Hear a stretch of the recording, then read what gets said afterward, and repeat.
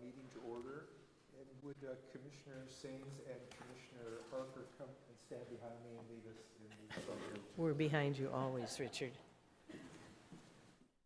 This is women in the back seat. That was for you to be front. In front of you, then. I pledge allegiance to the flag of the United States of America and to the republic for which it stands, one nation, under God, indivisible, with liberty and justice for all. Thank you, ladies.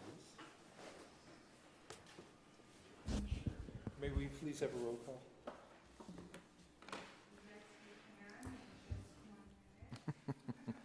You want to turn on their microphone too, because I hate to. Now I'm ready. Commissioner Bergstein. Here. Commissioner Kerpes. Here. Commissioner Sains. Here. Commissioner Harker. Here. Commissioner Gerfinkel. Here. Vice Chair Gregoire. Chair Maggio. President, we have a quorum. We have the agenda for this evening. Do we have approval? Motion to approve. Second. All in favor? Aye. Opposed, none. And minutes of our April 13, 2017. Correction to that is, it was incorrect on the agenda. It's March 23rd. Okay, let me, all right. With that one correction, are there any other corrections? Additions, modifications? None? Okay. Is there a motion to approve the minutes? Move to approve. Second? Okay, I second it. And I abstain, except for the last meeting. Yeah, you abstain. Okay. All in favor? Aye. Aye, opposed? Aye.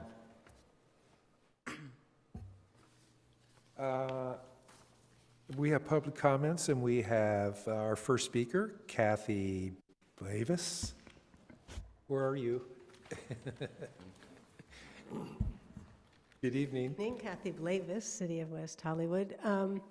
I won't be at your next meeting, and so I wanted to come tonight to just thank the members of the commission who are leaving.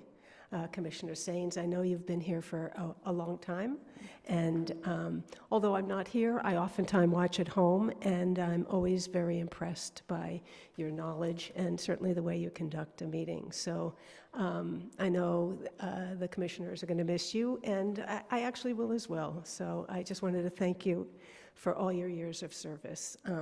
Commissioner Harker, I want to say the same to you. You've only been here 2 years, but I think you brought a very different perspective for many of the hearings that came before you, and the appeals, I should say, and also a voice of community. And I know that I'll be following different things that happen around our city, and as I said, I'll continue to watch, and hopefully I will never have to come before you in that capacity, but I wish you all very good luck. Thank you. Thank you. Thank you. All right, we have no further speakers, and we have a report from the director, Mr. Newman.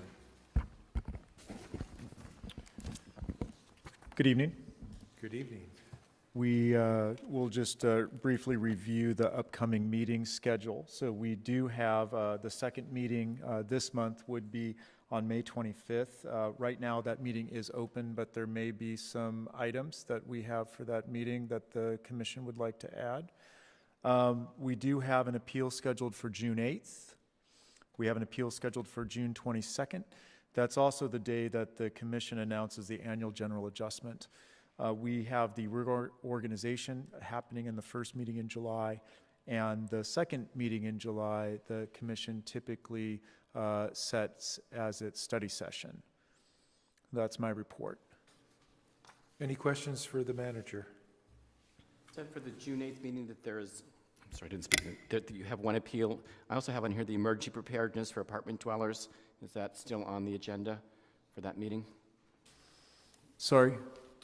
For the June 8th meeting, you said we have one appeal scheduled. I also still have on our calendar an outstanding agenda item, emergency preparedness for apartment dwellers, and in parentheses, you've got National Safety Month. Is that still agendized for that evening? Right, so you would like to have just a things to know session on June 8th? It's already on the It's already on the agenda. You didn't mention it when you said. Right, yeah, the manager's reports are, it's adjustable and fluid.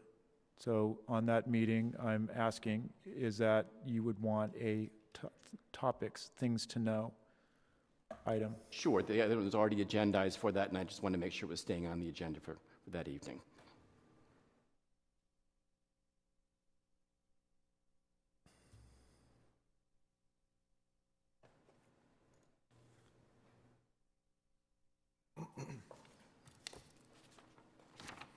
Okay. Commissioner Kirby's, did you have some thoughts? I know you had some requests. I can wait till the agenda item. All right. All right, we'll go to commissioners' comments, and we'll start with Commissioner Sains first, please.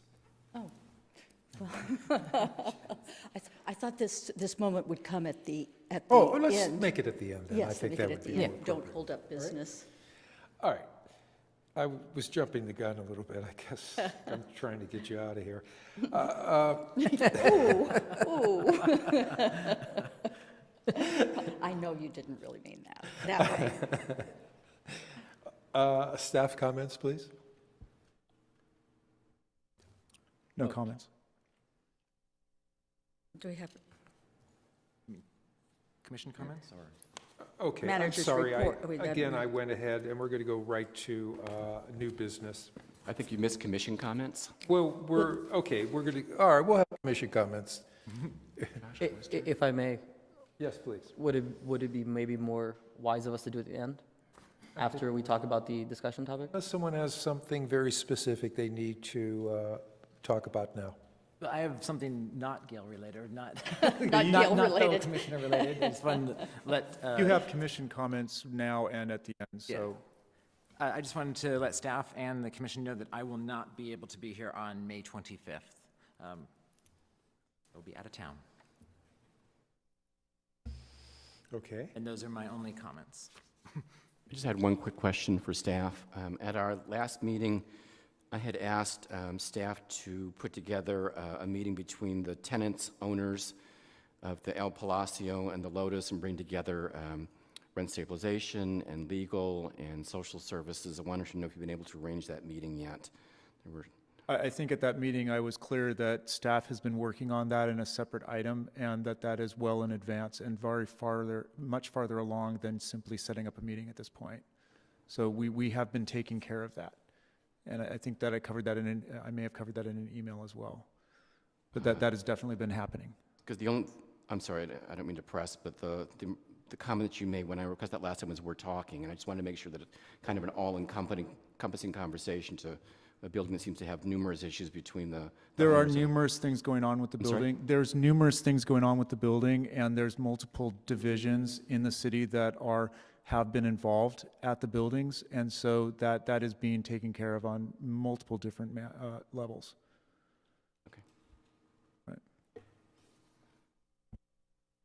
I would like to acknowledge Tory Berger, who's here tonight representing his commission, and he comes very, very often, and I want to compliment him on doing that. I think it's so important to stay connected, and you're learning a lot about rent stabilization. Who knows, maybe you'll come up here one day, but I thank you for that.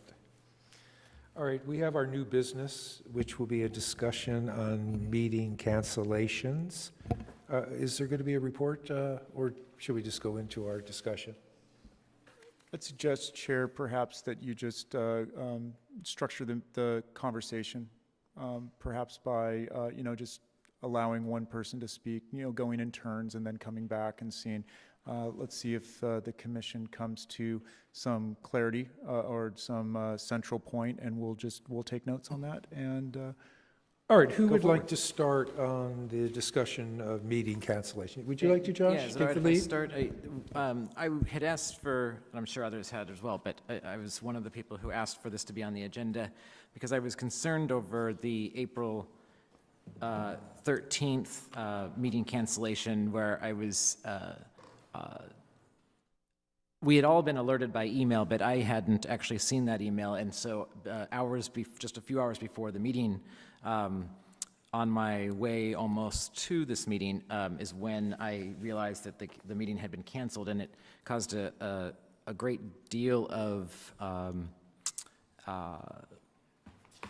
scheduling issues and conflicts in my office. On Thursday nights when I come to this meeting, I have to make arrangements, which is something I'm quite aware of when taking on this responsibility. Made staffing arrangements in my office to make sure that there were several events covered, and to learn at the last minute after I had, kind of thrown everyone else's schedule off because of a busy night. I basically got to go home and rest the rest of the evening as my coworkers and boss were out attending events. So I was especially bothered by that night, and that's mostly just the circumstances in terms of the effects of that. But it still added to the concern I already had, and that some members of the commission had expressed a year prior, I believe back in April 2016, where the commission actually had a conversation about the cancellation policy and procedures of how things get canceled, and no action was taken, no action was necessary at the time, and there was kind of a consensus that that we obviously didn't want to come to a meeting if there was nothing on the agenda, but that there should be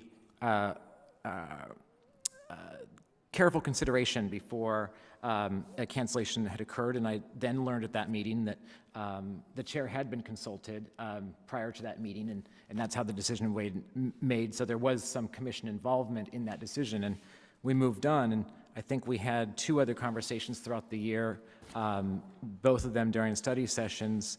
I wasn't always in the majority. In fact, I don't think we even attempted to take any action on anything specifically about the cancellation policy. But as this happened again, and then to be followed up by the April 27th cancellation, I just thought it was something that the commission should discuss again, because, and I'm willing to, pause here if you'd like and take some other comments, but I had reviewed both the commission bylaws and the city municipal code in what gives the commission its authority to act on anything, and I could not find anywhere in there where anyone other than the commission or the council had the authority to cancel meetings. And I also, in trying to find a solution or a motion to introduce to this body to adopt so that we'd have a policy moving forward, wanting to still be flexible so that in extreme circumstances there is an ability to cancel a meeting last minute that would be acceptable in advance, just a general policy of why a meeting would be canceled. But even trying to find a solution, because I thought of, well, maybe we do set the policy where staff, if they feel that there's not enough things on the agenda, substantive things on the agenda, items get canceled all the time, appeals, that you have every right to withdraw an appeal, and those things happen that are beyond our and staff's control. I was looking for a mechanism for them to be able to contact the chair and make a call like that. But to be consistent with our commission bylaws and the municipal code, I can't find anywhere in there that states that we can cancel a meeting for any other reason than a lack of a quorum. Sure, there are ways of getting around that, such as if I learn that there's nothing on the agenda, I might decide to tell staff that I'm not going to attend that meeting. Staff obviously would have a count of who's going to be at the meeting or not, and that might be a reason for a cancellation. But again, that would be de facto based upon commission's actions rather than some other entity or some other person other than the commission making the decision to cancel the meeting. I also had concern about the cancellation of 2 meetings, but I think that not really that much of an issue. I think that was just a So are you saying that staff alone should not have the authority to cancel a meeting? I'm probably saying, I'm not saying that I don't think that they should have the authority. I'm saying that I can't find anywhere that gives anyone the authority to cancel the meeting. other than the commission. And they have to- And even the commission has one reason that we can cancel, and that's lack of quorum. And I think they have to take to account if there aren't any public hearings, which are primary, of course, we know that. And there's the expense of having a meeting. Expense is not our concern if it was a commission. Expense I defer back to the council for that. The council has established the municipal code and the bylaws, which give us the authority to act in any circumstances. And I mean, I've read it over and over and over, and the only thing I can see is how meetings are scheduled, and if it's moot on any other issue, that means we don't necessarily have the authority. And from what I'm reading, we have regular meetings that currently the bylaws say the second and fourth Thursday. We can adjourn to different times other than that, so long as it's at the same time or before our next regularly scheduled meeting. There's no authority granted even for us to predetermine a calendar of the year. Many bodies will determine at the beginning of the year, this is our schedule for the year, and then they'll make motions to adjust it throughout. We don't even have that authority, although I defer back to the de facto cancellation based upon quorum. If enough of us, if a majority notifies staff that we will not be present at a certain meeting, that would, by default, allow for that meeting to be canceled. So I think we're limited in what we can do, and I think we just all need to be on the same page.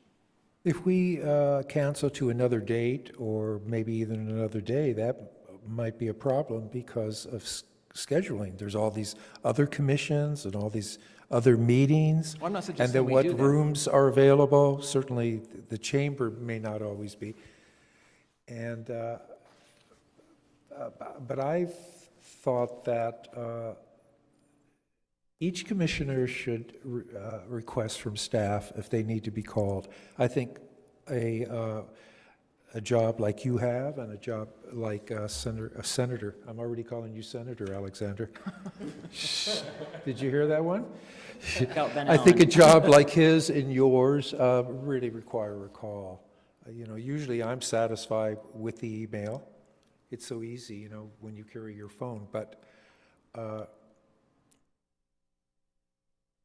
I mean, I think what you're referring to is in those cases where a situation occurs that staff learns that there is not going to be quorum, and so a meeting must be canceled, or there's no reason for us to get here.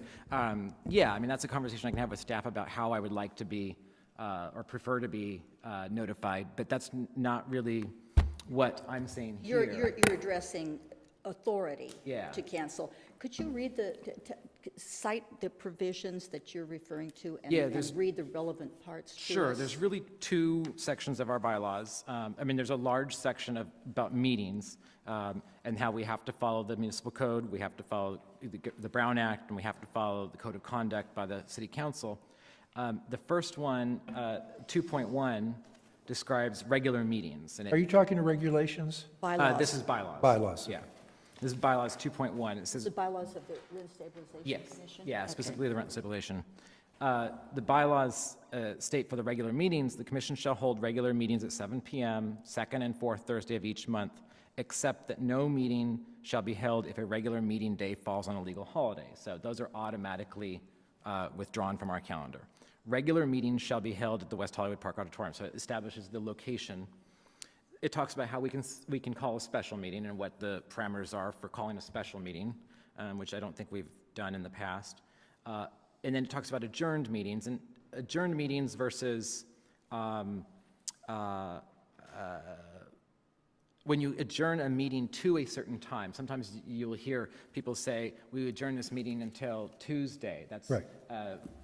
But we generally, based upon our agendas and because we do meet frequently, we generally recite what we have here in our To the regular. in our agenda to the next. Yeah, we usually say we're adjourned to that meeting. This is just saying that if we were to adjourn to a different date beyond or different date other than our regular meeting, then it can be anytime before if we choose, which we haven't in the past, maybe rarely. But if we can't go beyond that next meeting. And then the second, I mean, and then it goes into study sessions, adjourned meetings, public meetings. But 2.6 is where I kind of hit a roadblock in terms of finding an opportunity for an agreement amongst the commission that staff could just simply consult with the chair and then a decision could be made and we all just entrust in our chair that it's good for the commission. But 2.6 says cancellation of regular meetings. The commission may cancel on an upcoming regular meeting for lack of a quorum, period. Notice of the cancellation shall be posted in lieu of an agenda. So it gives us there's no wiggle room there, I don't see. Well, it says the commission may cancel, but that it doesn't limit, it doesn't say that it cannot be canceled for any other reason. It's It just does. The commission You're right. may cancel. If it's silent on an issue, then we don't have the authority.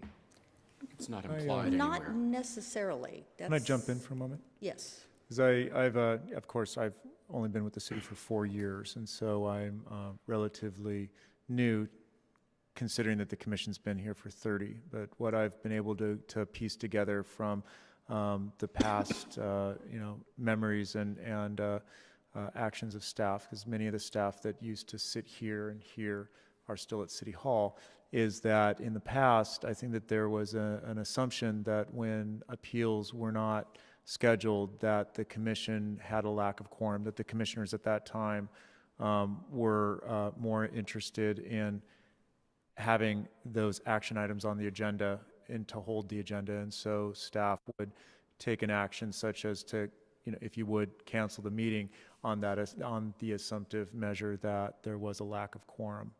So that would fit within 2.6. But it sounds like the commission and the discussion this evening is questioning that and ultimately questioning whether staff should have, take that assumption going forward or not. I would agree with what Peter just said. I would agree that there were times, at least when I served, I know there were times that it was understood and accepted by the commission that, all right, if we're not going to have an appeal, then, and I think that's probably, if you look at how we have practiced over, since I can remember, that's kind of what is implied in the manager's report, look ahead. Sometimes he'll say, there's no appeal, we'll not have a meeting that night. And by us having that conversation and, in my opinion, remaining silent on that suggestion, that we are in agreement with that and that we won't physically show up here at the meeting, and so that would de facto be a lack of quorum. And I think that the assumption by staff in the past and the way they've practiced is probably accurate for most of that time, that there was kind of an agreement among the 5 commissioners that, okay, no appeal, then no meeting. I, as one commissioner, am not comfortable with relying on that assumption any longer, and I think that this conversation will, whatever this conversation ends up being, I think will give staff some confirmation or direction in terms of what that assumption, or if that assumption still exists. Oh, all right. I agree on the assumption. I think what we've added tonight is that what commissioners want to be called on the telephone. No. You don't want to be called on the telephone? I do, but I think that that's missing the point of what I'm trying to make, is that that would only be triggered in cases where meetings are canceled without my knowledge prior to, the meeting. I'm not there yet. I'm still talking about how a meeting gets canceled, or I think that, to kind of go back to what Commissioner Sands was saying, I think this is a very liberal, the commission may cancel an upcoming regular meeting for lack of a quorum. It's specific and confines us, but at the same time, we all know if we don't want to come to the meeting and we alert them in advance, there's a clear way of meeting that threshold. Yes. And canceling the meeting still. So I think that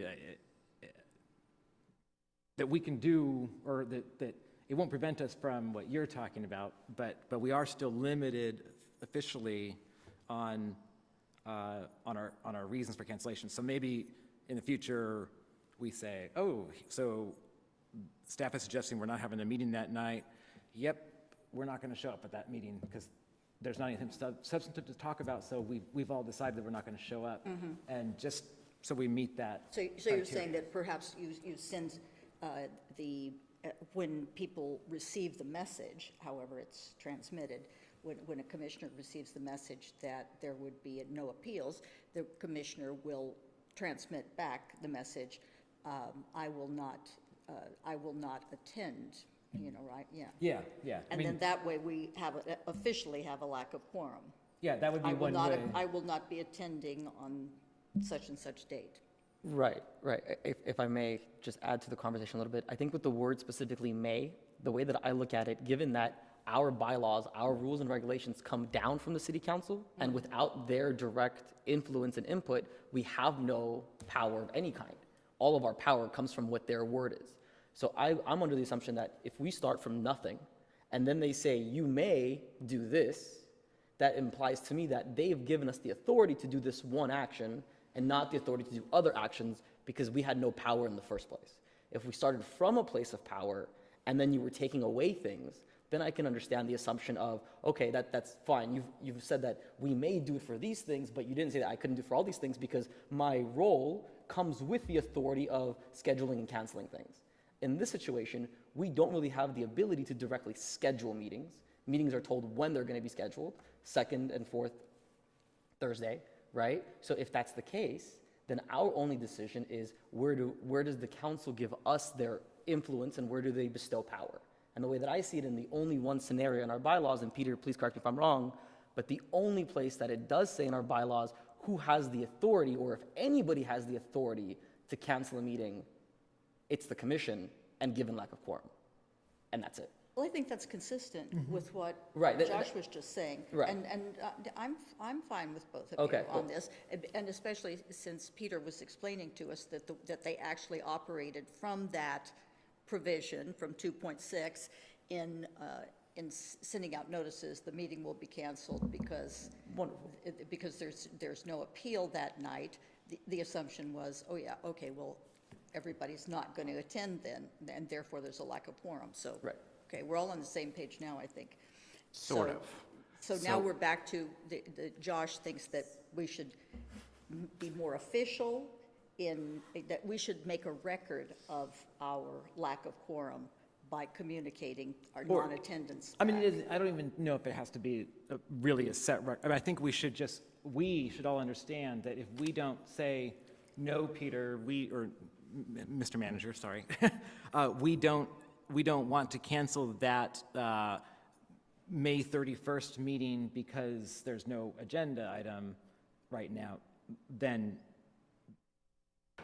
I don't know where I was going. So you're saying that you're deferring to by that decision. silence on that Is discussion consent. is consent. Silence is consent. I think, and I don't think we've really had an issue with that in the past. I think people who have objected to that have spoken up. I think what staff has struggled with is when we do have an agenda item or an agenda with really only one substantive item, which might be an appeal, and then an appellant or applicant, pulls their appeal at last minute, they've carried that assumption over to the same thing as if we were sitting here, and it's not necessarily the same because, some of us may have other comments. We might have suggestions for future agendas.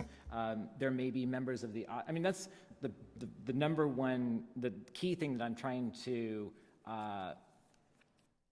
focus on, or one thing that's most important to me is that when we gavel down and say, we're going to adjourn this meeting until such and such a date, I think we owe it to everybody, ourselves, our families, any commitments we've made, staff, and the community, that's when we're going to come back to conduct business again. So granted, we don't have many audience members, bless your hearts for being here, but we don't know what the next meeting entails. We don't know what conflict may come up that the public feels is key to bring to us. And I think we have a responsibility to follow our schedule and our what we're Wait a saying minute, we're that going to do it next the meeting. public is going to bring to us, you said? I hope. Well, wait, No. okay, so you lost me. Yeah. Now, a moment ago, I thought what you were saying is that you were okay when there was no appeal with the staff contacting us and saying, there's no appeal, so there's no need to have a meeting. And then if we don't respond by saying, no, I want to have that meeting, that we have conceded that there's not going to be a quorum and the meeting is canceled. But now you sound like what you're saying is you want to know at the preceding meeting. Yes, there's two things. I mean, there's two issues. So one is when we're already here and we're going over the calendar in the future. And by our silence, that means that we agree that we're not going to have that meeting because we're not going to show up then. But if something gets removed, so when we're not here as a body and we're not here and able to discuss it amongst the commission, and we're at home, prohibited by the Brown Act to talk to more than 2 other individuals, the only way that the meeting should get canceled is if staff learns that 4 members are not going to be present. So it's up to each individual commissioner if they choose to say that. I'm not saying you have to say that. I'm just trying to state out loud one way to follow the rules and still not show up at a meeting. But if you say, I'm not going to show up at a meeting, and you're the only one that does that, the meeting would continue, and you would likely know, and you would have an opportunity to either follow through with not attending or show up.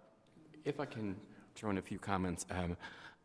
I was troubled first when both April meetings were canceled. I know that there were some appeals that were pulled off, but we had some other agenda items that were already on calendar. One was the update from the East Side Working Group. I think their staff may have pulled that. I think there was a reason that did not go forward. We had another item on harassment that was on the agenda. So I was concerned when both the April meetings were canceled, and then there was some initial talk about the May meetings, Mike Jenkins and I had been in conversation over something else, and I expressed my concern, and he came back and clarified that we, as the commission, can cancel one meeting only until the next meeting, that we can't cancel both meetings in a month, we can't cancel 4 meetings. And I'm not trying to, I don't want to have a meeting just for the sake of having a meeting. That's foolish. And I'm not trying to, I don't want to say that I'm usurping power from staff, but staff does not have the authority to cancel a meeting. And I think staff could almost get the same result if rather than saying the meeting on this date has been canceled, if an email were to go out, and I know there's some legal boundaries in here, email going out going, both the appeals have been canceled for tonight, there's nothing else on the agenda, unless we hear an objection, we would like to cancel the meeting. So it would be asking the commission rather than telling the commission. I think the legal issue is I don't believe that staff can actually poll the commission. They can't go to each one of us and do a vote. So it might end up being, unless you're more knowledgeable than I am. Yeah. So I'm not sure on that. And secondly, I want to talk about this. We seem to be stuck in the fact that if there's no appeal, that a meeting is canceled. I just want to talk about in the Municipal Code 2.64.090 duties. Duties and responsibilities of the Commission shall include the following. The first one is the Commission shall be responsible for promulgating, and I had to look that word up, promulgating policies, rules, forms, or regulations found necessary to effectuate, implement, and enforce the provision of this chapter. Regulations, policies, and rules promulgated by the Commission shall become final 45 days after, so on and so forth. Then the second thing after this is the Commission shall hear all appeals or decisions by a hearing examiner. So going back to number 1 and looking up in the dictionary online, what promulgate means is to make something such as a doctrine known by open declaration, to make known or public the terms of a proposed law, to put a law into action or force. So this is where the ideas, and it seems as if this, the Commission has changed a bit since it was expanded to 7, and there are more commissioners who have other ideas pertaining to rent stabilization, pertaining to our housing that we would like discussed at the Commission level. So that is one of our duties spelled out by council. So for me, at least, important to recognize that, yes, appeals are important, but that is not the only reason this commission meets. So if appeals are pulled and there is nothing on the agenda, although we still have from our tabulation of priorities from our study session, there are still issues that we have not finished discussing this calendar year. I think we could be better served if staff were to do a suggestion saying, because of these reasons, we would propose that this meeting be canceled until the next meeting. And then for this commission to recognize that we are required to meet once a month, that we can't cancel, I believe, both meetings in 1 month. So rather than it being a directive from staff, it would be a suggestion from staff. And I don't know legally how we would, it would just be, if you do not respond, that staff would take that as an affirmative response. Are you referring to the times when we were discussing through managers look ahead, or are you discussing when something has, in our absence, On the instance of the something last month where we had calendared meetings that were canceled by staff, not on the look ahead, but okay. they're already on our So calendar. I think that you're kind of going where I was originally trying to go in giving staff the flexibility to consult with one member or something. And I don't think that there's the authority granted to the commission to cancel a meeting regardless of what's on or not on the agenda. And the only authority we have is through lack of quorum. So I don't know. And the city attorney has confirmed that we can't cancel both. So Correct, and it says in here too, and I can't, if we canceled the April 13th meeting when the appeals were canceled, then pursuant to our bylaws, which one was we were that? to have Just met 'cause I know that, 27th. That meeting, we were not authorized to cancel that meeting. that's my belief, but those have been canceled. I mean, obviously. So I think what we're trying to do is clarify this on the record for going forward. So because there have been discussions since I've been at the commission where meetings have been canceled, and not all commissioners felt that meetings should be canceled. I think if we clarify this and it's in the minutes, in the record, so it's clear going forward when a meeting can be canceled, when a meeting can't be canceled, who may cancel the meeting, who may not cancel a meeting. Well, I think a lot of those questions have been answered in the ordinance. It's just a matter of, I think it would be helpful to staff to understand that we all have an understanding of that as well, in agreement, understanding and / agreement, that we want to follow what we've been given the authority to do, which is through the municipal code. And I mean, I think we're saying the same thing. I think we want to get to the same end goal, but I think we're saying it in different ways that may be confusing to the direction that staff might be receiving from this conversation. I'm not sure, because I'm a little confused about what we're saying. So if I may for a moment, I think the idea of having protocols for staff to follow is a great idea. I think that if we give better clarity to what we're looking for, we're more likely to get the response from staff that we're looking for and make sure that all of us are happy. I am under the personal belief that the commission, by virtue of our positions here, we've all decided to take a role of service, and that means a level of accountability. So if I'm just going to make a recommendation, my recommendation would simply be to remove the assumptions, take away the accountability in this regard from staff, and put it on the commission. So if we want a meeting canceled, then we do that. And what staff offers us at the beginning of every meeting during their report, the calendar is a proposed calendar.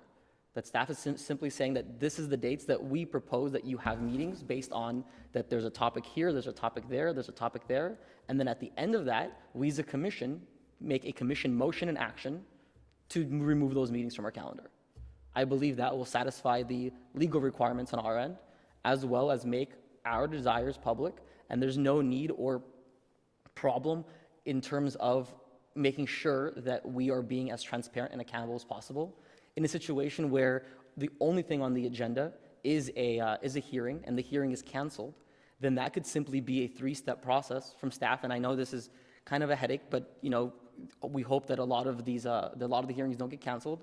But in at least the cities that I've worked with and worked for in the past, staff makes an effort to contact each individual member. via email, and if they don't receive a response in a timely enough manner for their demands and their needs, then they call. They call twice. And if then they hear nothing, then they can send in an email saying, hey, listen, we still have quorum as far as we know, we have to have the meeting, because that's the rules. And the reason I go back to that is because, in my opinion, the city council that created this commission made it very clear the amount of times they want us to have meetings and what they want us to have meetings about. And I feel like it's our responsibility to fulfill that requirement and to fulfill what we promised the city council and what we promised the residents of the city. And that's all. Maybe we could just start first, so we feel like we have accomplished something, and get the notification down. So it comes email, and those who require a call will get a call. As far as all these other details, which we're still trying to work out, we have a study session in 4 weeks. And I think that could be maybe the more appropriate time to work out the Can't details. change municipal code, though. So study session is not going to change municipal code. So I Not going to change it, but there's a lot of ideas going around here. And I don't think we're kind of getting there. I think we are. I disagree with you, Mr. Chair. I think we are. Okay? Let me, can I ask, I'd like to put a question out for the commission, because as I had earlier said, that we had run on the assumption that there wouldn't be a quorum when there wasn't an item that required timely action. And that's from not me, but multiple other people that worked with this commission over time. So I'm getting the sense that that has changed, and I think that that's one thing that perhaps the commissioners could clarify, is if that has actually changed or not, if we should make that assumption or not. We hear you, and I agree. In fact, I had originally brought up the point in the municipal code that it is once, and it does say shall meet once a month. There's only one other commission that has that language, which is the Planning Commission. The other boards, commissions don't have that same language. So that's clear. It's once a month. But ultimately, I think more so than the question of how do we do it, because I'm more than happy to send out the email asking, letting you know, hey, we don't have anything on the agenda. It's been, if we have the case where we have appeals canceled, which has happened, to say we don't have any appeals, and then to hear back. But why don't we hear about that assumption, and if we should make that assumptive, the assumptive measure that the commission wants to meet when there's something that is timely, which is typically an appeal, or, and sorry, I'm running on a little bit, but I did want to mention this first item, which is promulgating the rules. What that means, back 30 years ago, when that language was written and the ordinance was adopted in 1986, the city didn't have the rent regulations. And now, if you see today, 30 years later, we have a very full set of regulations. And these regulations are adopted by the commission. They go to the council. If the council takes no action, they do become effective, and they become effective following the rules in the municipal code. So this is that first action, which is to create the regulations. Admittedly, the commission today doesn't take many actions within here, because these are very strong, very good regulations. They need only minor changes today. So the second action, the appeals, is what the commission typically does now. And I will circle back to say that we had that assumption that you wanted to take action. So an action would be that we need a change to the regs, or that there was an appeal that has, I think it's 120 days. Is that right, Secretary? The action, I think there's a time, there's a window that the commission has to act on an appeal. 90 days. On On appeal. Yeah. I'm sorry, I can't hear you. It's set by legal at the beginning of the hearing process, and the secretary believes it's 120 days. 115.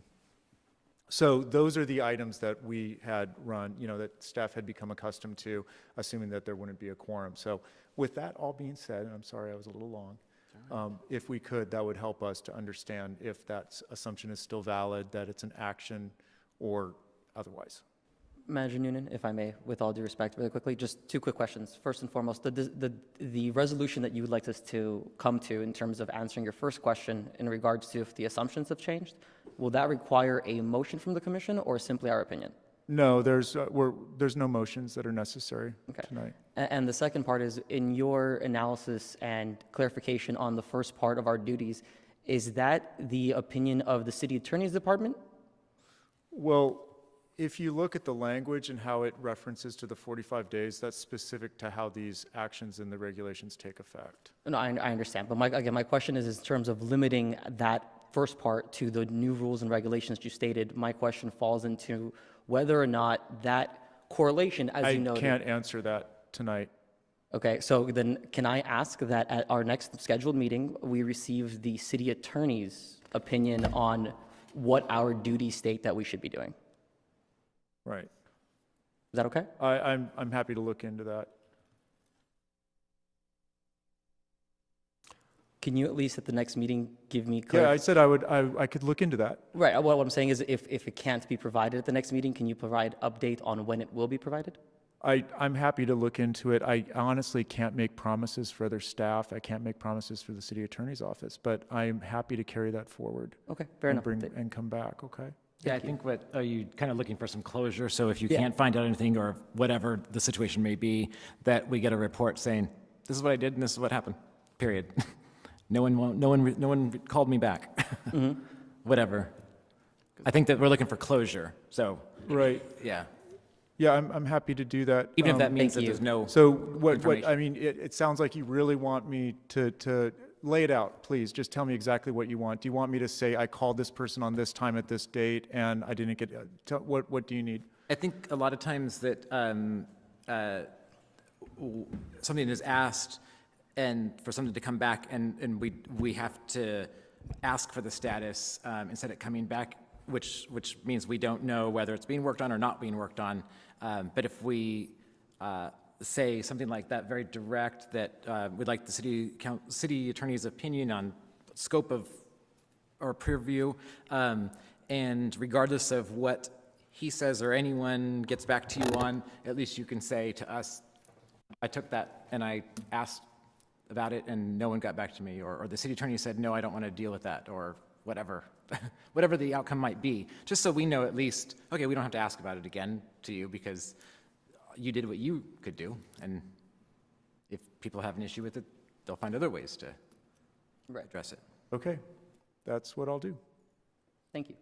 And in the meantime, the communicating will be through email, and we'll call the commissioners that need to be called.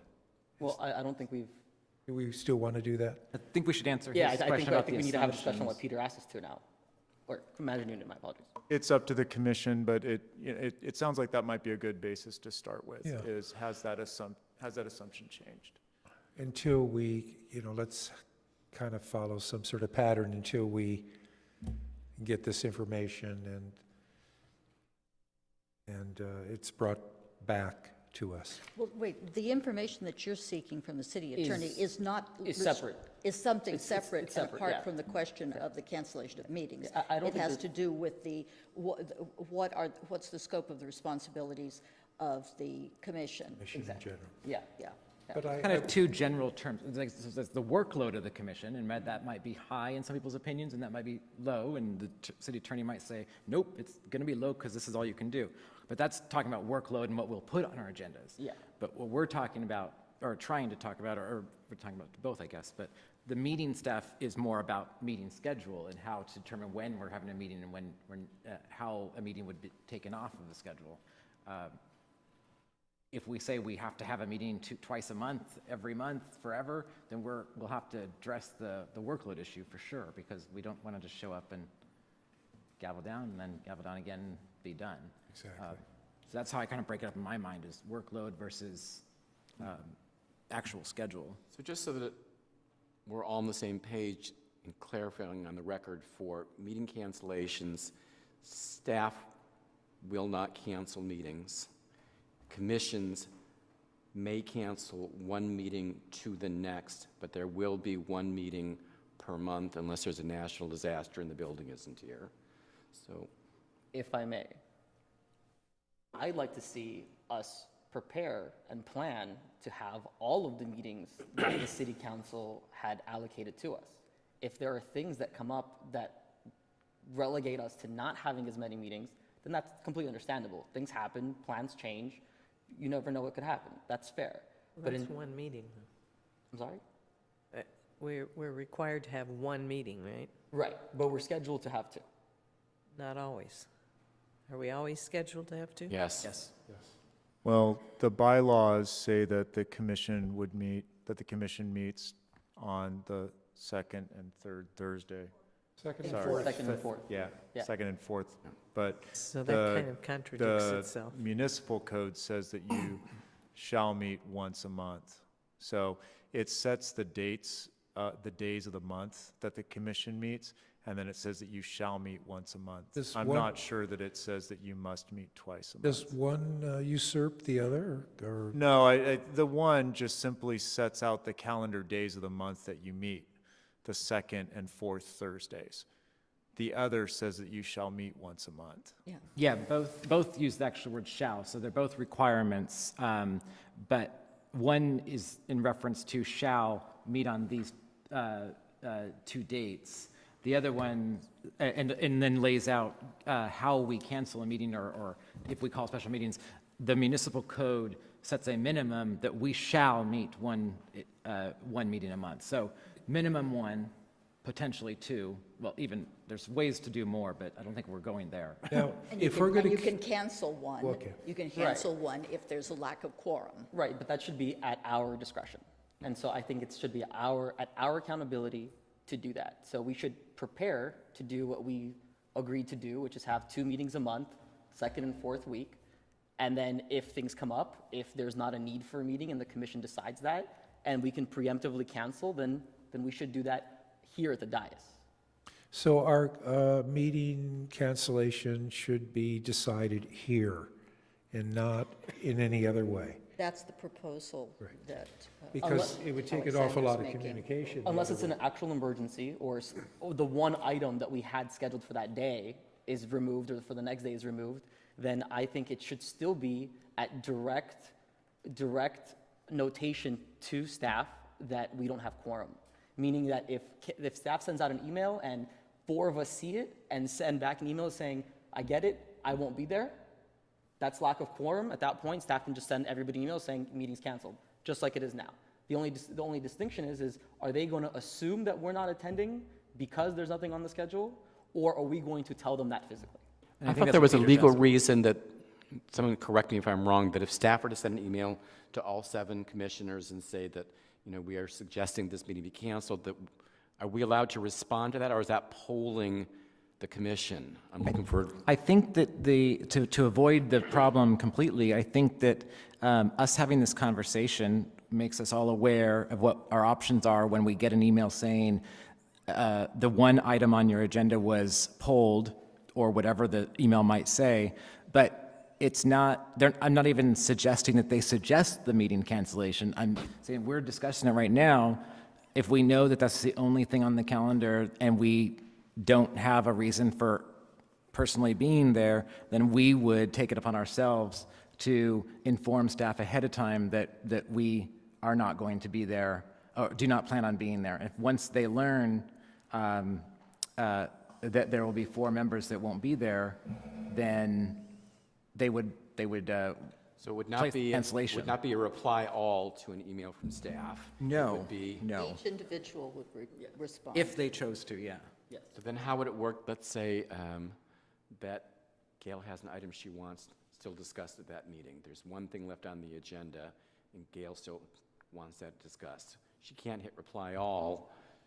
No, I would just reply to staff. I intend to be there because of such and such item. So our policy would then be, staff would suggest that there is, No suggestion. staff would just say that there is nothing on the agenda for this evening, And that's it. period. And then And then I it'd be- respond, I'm going out of town then. Going And vacant. we all just, by response, and it was staff's responsibility to If 4 tabulate people- those responses. If 4 then people, inform. if 4 people respond that I won't be there, then there's no quorum. And then staff would then notify the full commission in a second email saying, I've received notification, 4 commissioners will not be present, therefore there's a lack of quorum, the meeting has now been canceled. Yeah, So it'd be a and 2-step process then from staff. so if you're looking at your bylaws, that's 3.6 quorum, about middle of it. It says that the secretary will announce that there's no meeting due to the lack of quorum and will announce the date of the next regular or adjourned meeting. Okay, there you go. So there's I mean, the policy allows us to follow it and still do what, has been going on. It's just sometimes I don't necessarily agree with what, And just like in that case where if she did have something important that she wanted to bring up, she obviously wouldn't say, I'm not going to be there. And, Who is the she? Well, they're Commissioner Sainz, in that scenario, yeah. hypothetically me. yeah. Right, but in theory, if, let's say that same thing happened and we received no contact, or simply just, hey, that the action item's been removed and all there is the theoretical discussion from Gail, and 4 of us just don't want to talk about it, then we could just not show up in the first place. And it would be the same lack of quorum, the same exact thing would occur, except 3 others would waste their time, or whoever agreed to come would waste their time. Hopefully we're all considerate enough that we would respond and say that, Well, that's the idea. This Yeah. is just our advanced warning system. we all would. That still makes us accountable. We didn't really answer your direct question, but did we answer it through what we just talked about? I think asking for our assumptions will put you, or the city in or the secretary, I should say, because she's the one ultimately responsible for this. I think that potentially puts the secretary in creates a liability for the secretary to make assumptions, even if tonight the assumption, because I could say, yep, you can assume that if I don't respond, but I can change my mind at any time, and I wouldn't have to change my mind in an open meeting. So I think that would put, I think we're giving you the information where we stand, so you don't have to make any assumptions at all. Like, we know that we will affirmatively say, I'm not going to be there if we choose to. But I will answer your question about the whole assumption thing.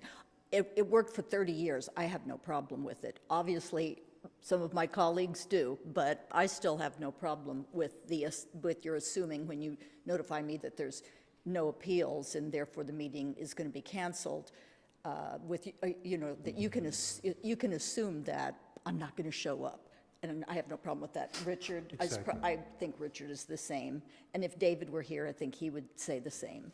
And but we are asking Commissioner- commissioners to take an action and respond. And also what you bring up is a good point, because let's say, we'll just go with you 4. So you 4, tell them right now that you assume that I am not coming to a meeting if there's a cancellation.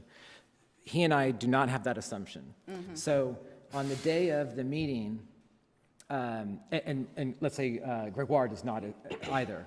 So on the day of the meeting, they have to remember which 3 and which 4, or which 4 and which 2, 3, so I can get to 7, which ones have that assumption on file, because if the count is wrong and they don't reach a 4 that said no, either through the assumption or verbally, then that puts them in an awkward situation and potentially mistaken. That's probably not going to happen, but that causes a legal issue problem. I think we should, Following our hopefully we can all Well, I agree that think we would take the consistent- responsibility to well, respond. I think that ultimately consistency will be necessary so that there's not any confusion. But I just wanted to answer his initial question, which was, is there a problem now? It's looking like there's maybe a problem, and I'm just saying, okay, it was not a problem for me. It worked for 30 years. And we never had any repercussions from it. No one ever said, oh, until you. I came to tell at this meeting and I didn't have anything to say. And yeah, so, and but, Thank but, you. yeah, so you would have to. Can we take a agree in vote. general, though, that having a set system based on our accountability and our responsibility to council meetings is a fair resolution to any of these concerns? I have to be honest, I like the way it is. I just do. And in 27 years, I've missed 3 meetings. So I never think about missing a meeting or not even coming to a meeting because I'm not going to like a topic. I'm sorry, I just think it should stay the way it is. Well, if people could, yeah. Chair. So We're the not allowed vote to is the change the vote. law. I said Sure. we're not allowed to change the law. I'm just stating that this is my interpretation of it, and we should follow it unless somebody agrees with the interpretation. And I haven't heard any arguments saying that I'm wrong in what this says. I don't No, think no, because anyone wants to say you're ultimately, wrong. ultimately, what was explained to us is that, Assumption. that they operated yeah. from the same things that you were citing, except that there was an assumption that if you received that email or if you received that phone call, that there was nothing on the agenda, it was assumed that there would be no quorum because you weren't going to be showing up, so. Mr. Chair, I don't understand, because from my thinking, we are appointed by City Council. We have a responsibility to council, we have a responsibility to the tenants, we have a responsibility to the landlords. And that responsibility, for me at least, doesn't rest on an assumption. And I don't think it is an undue burden to ask that the commissioners commit to responding to an email or responding to a phone call rather than an assumption. Because, the old saying, when you assume something, you make of you and me. So I don't think it's too much. We are appointed officials of the city. We have responsibilities. I'm not saying it's too much. I'm just saying I didn't see anything wrong with it because it worked for 30 years and that was all. Yeah. Thanks. Not to put any of the commissioners on the spot, but we haven't heard from one, and I was wondering if that commissioner had anything You know to- me, I'm listening. Well, we went a long route to get to, we like the way it is. I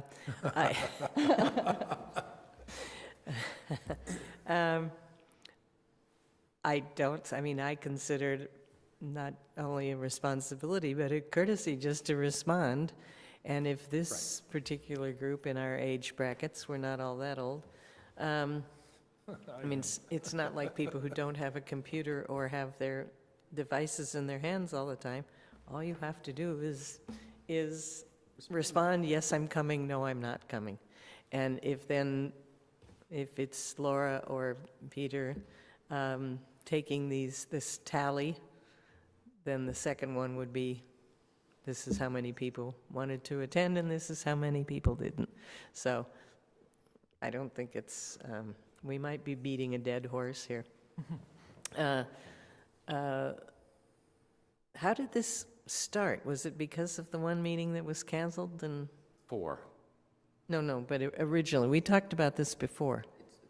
That's when I learned from, The commissioners brought it up because they have a special job and they need to prepare No. a plan. No. Well, they do. I was using that as an example for me, but that was only to add, Emphasis.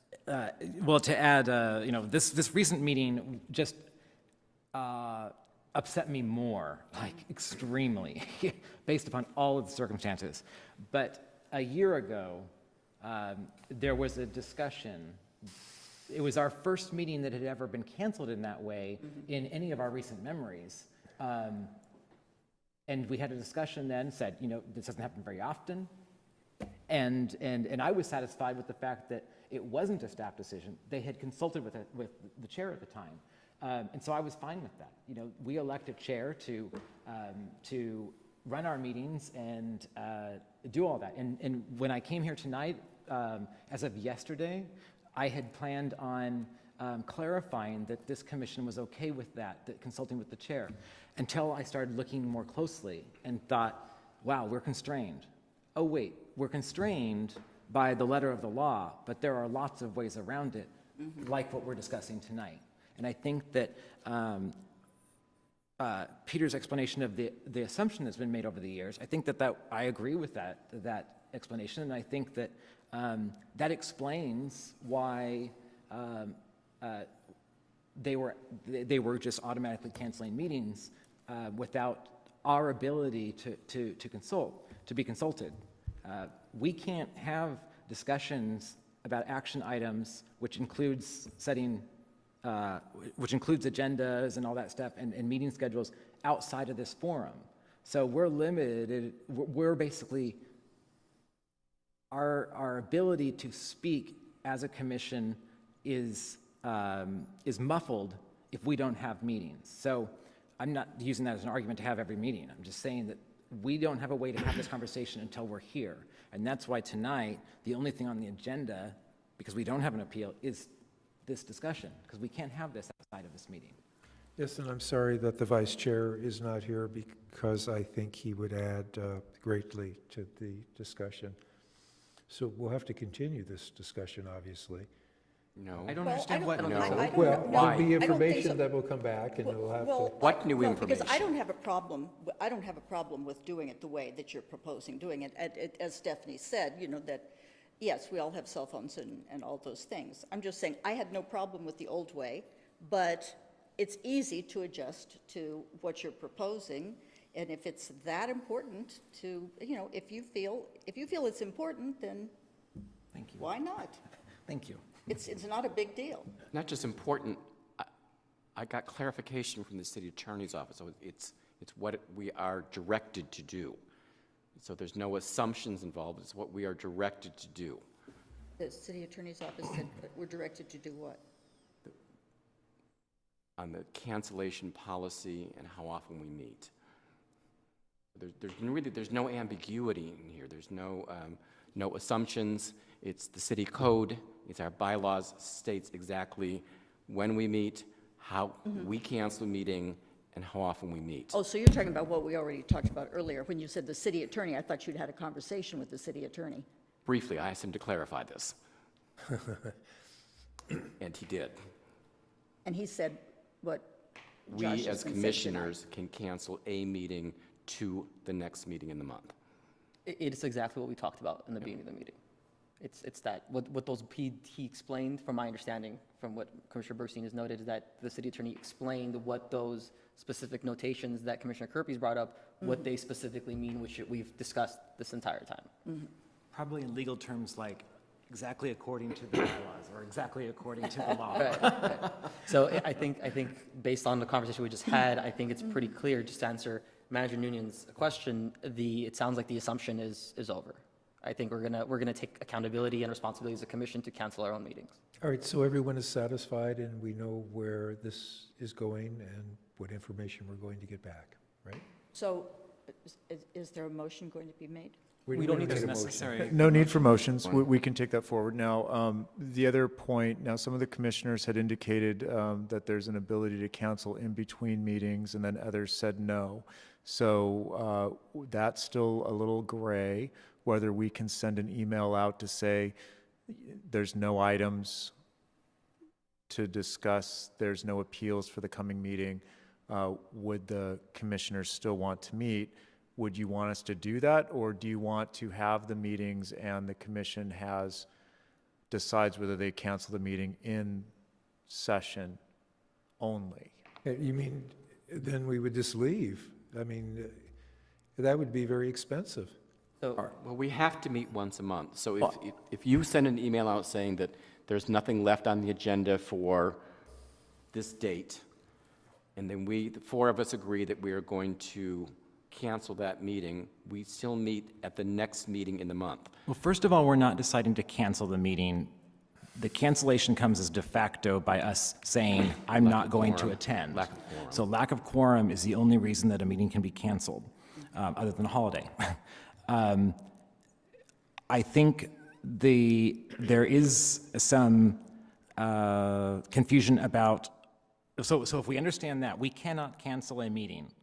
A meeting can be canceled by the secretary for lack of quorum, which obviously is very much in our control by saying we're not going to attend, and that cancels the meeting. Hang I think on. it's a legal question. Hang on, I just want to make sure, if we have 2 appeals that are withdrawn, are the commissioners going to be upset if we send out an email saying, hey, we have the appeals this evening were withdrawn? Will we still have a lack of quorum?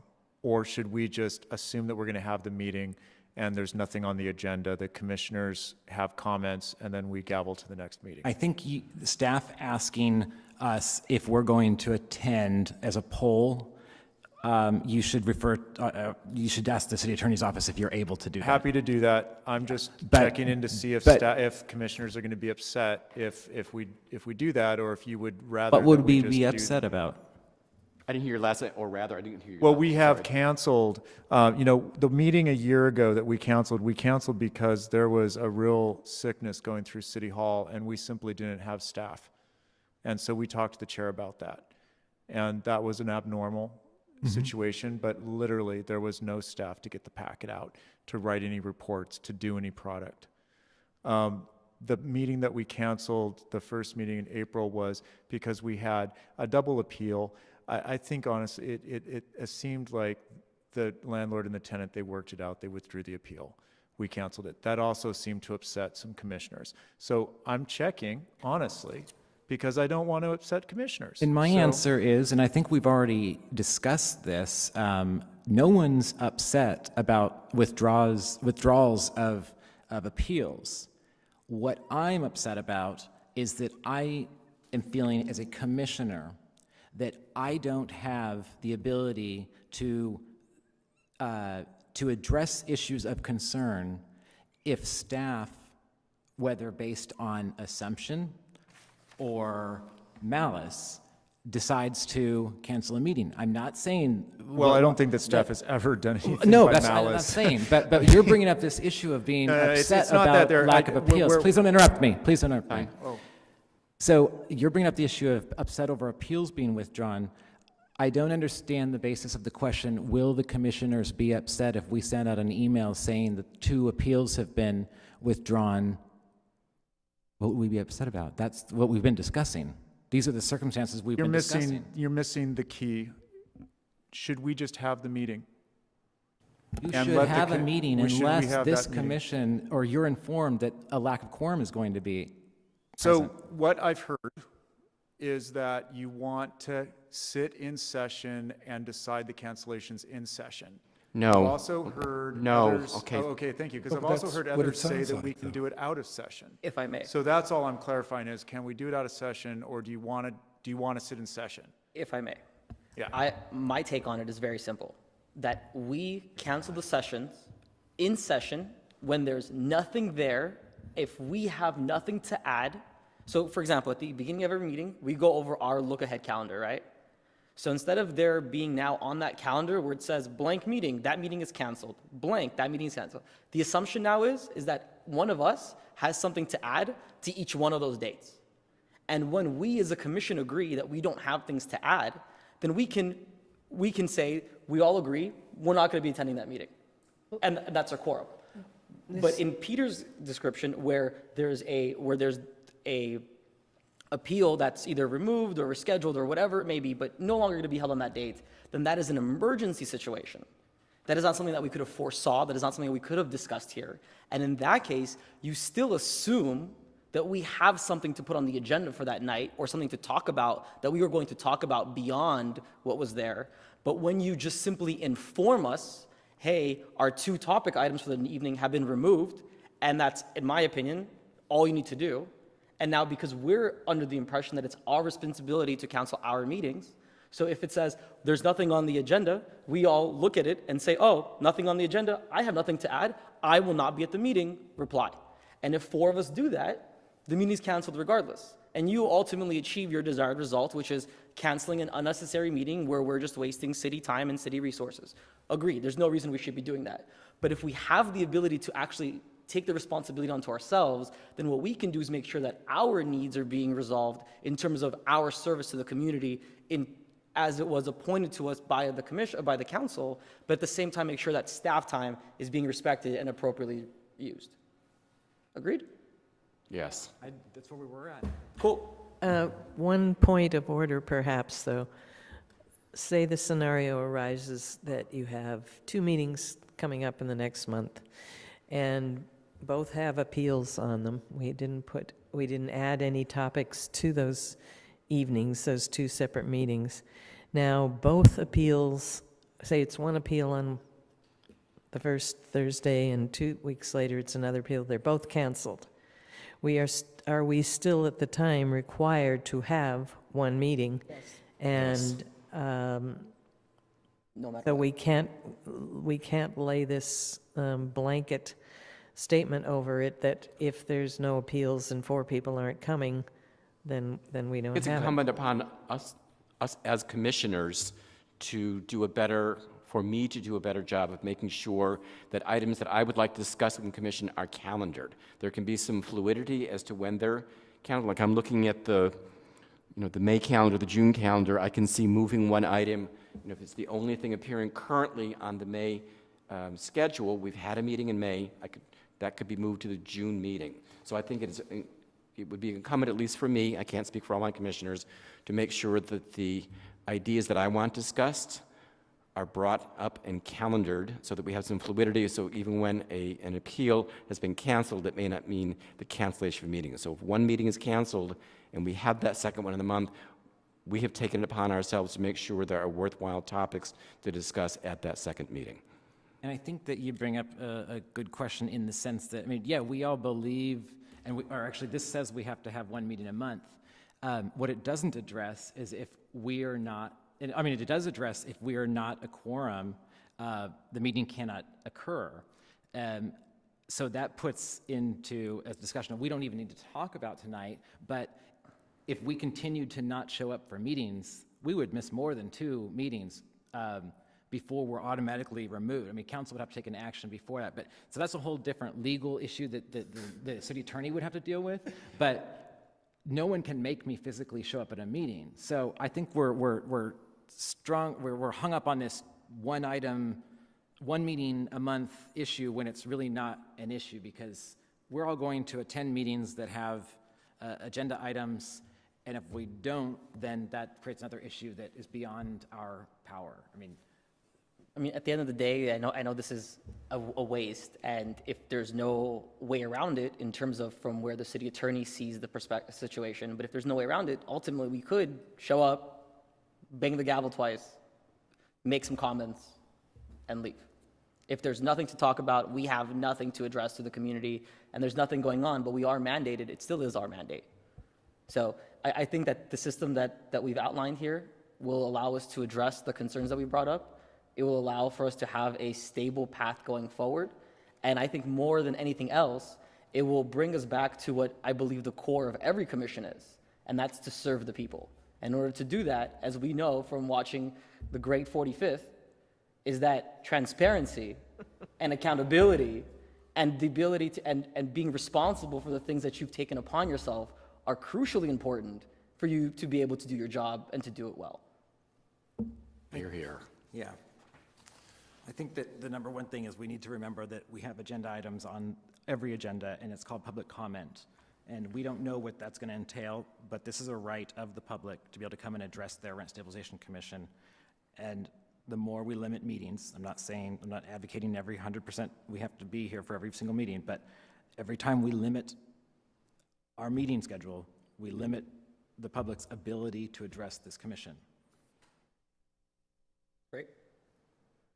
So this has been a long, lengthy discussion, and I would ask if there's any way, Laura, if we can get a draft of the minutes sooner rather than, we generally get them like on a Friday or Saturday before the next meeting, I think. If they're prepared any earlier than that, I don't want to rush you, but we may want to take a little extra more time to make sure that we have clarified this in writing for the record. Just remember that the written records are a synopsis. The official record of the minutes are Granicus. So the written record is just a synopsis. I don't want to and you tell synopsis encapsulates what we've talked about. Yes, exactly. But just it won't be verbatim. Oh, correct. Right. Never. Right, Oh, my right. Lord. So, and thank you, commissioners. We've heard you, and thank you for clarifying those points. So I think that we have a process. Thank you very much, Thank you. commissioners, for the discussion, staff too, for your contribution. Just to remember too, we will have 3 other commissioners that will probably want to add some thoughts to this. The 2 new commissioners that will be coming, and the vice chair. All right. Next is commission comments. Gail Sains, would you like to start? Yes. Tonight is my last meeting as a Rent Stabilization Commissioner. I've served on the commission for 8 years, thanks to City Council member John Duran, who appointed me and reappointed me numerous times, and recently offered again to reappoint me. But I feel that I've served 8 years, and now it's time to let someone new have the honor and privilege of getting to be a part of this process, and the opportunity to learn the multitude of things that you learn when you sit up here. I really can't adequately express how rewarding it has been to serve on this commission. I've seen so many amazing things, and just to get to see members of the community come before us, lay people, both tenants and landlords, who have done such marvelous jobs at presenting their appeals, and to see how the rent stabilization department has structured things to make that possible, to educate them so that they can come and work out their grievances. Well, the learning experience is also included, of course, learning what's in the rent stabilization ordinance. None of you can tell me you knew before you sat up here. We all learned it doing it, getting ready for those appeals, you know, digging into all of these codes, like our new expert on bylaws. And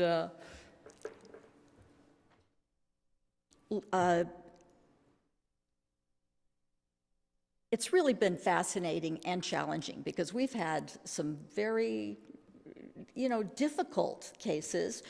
Not all of them are that difficult, but we've had some that were really hard for us to arrive at a decision on.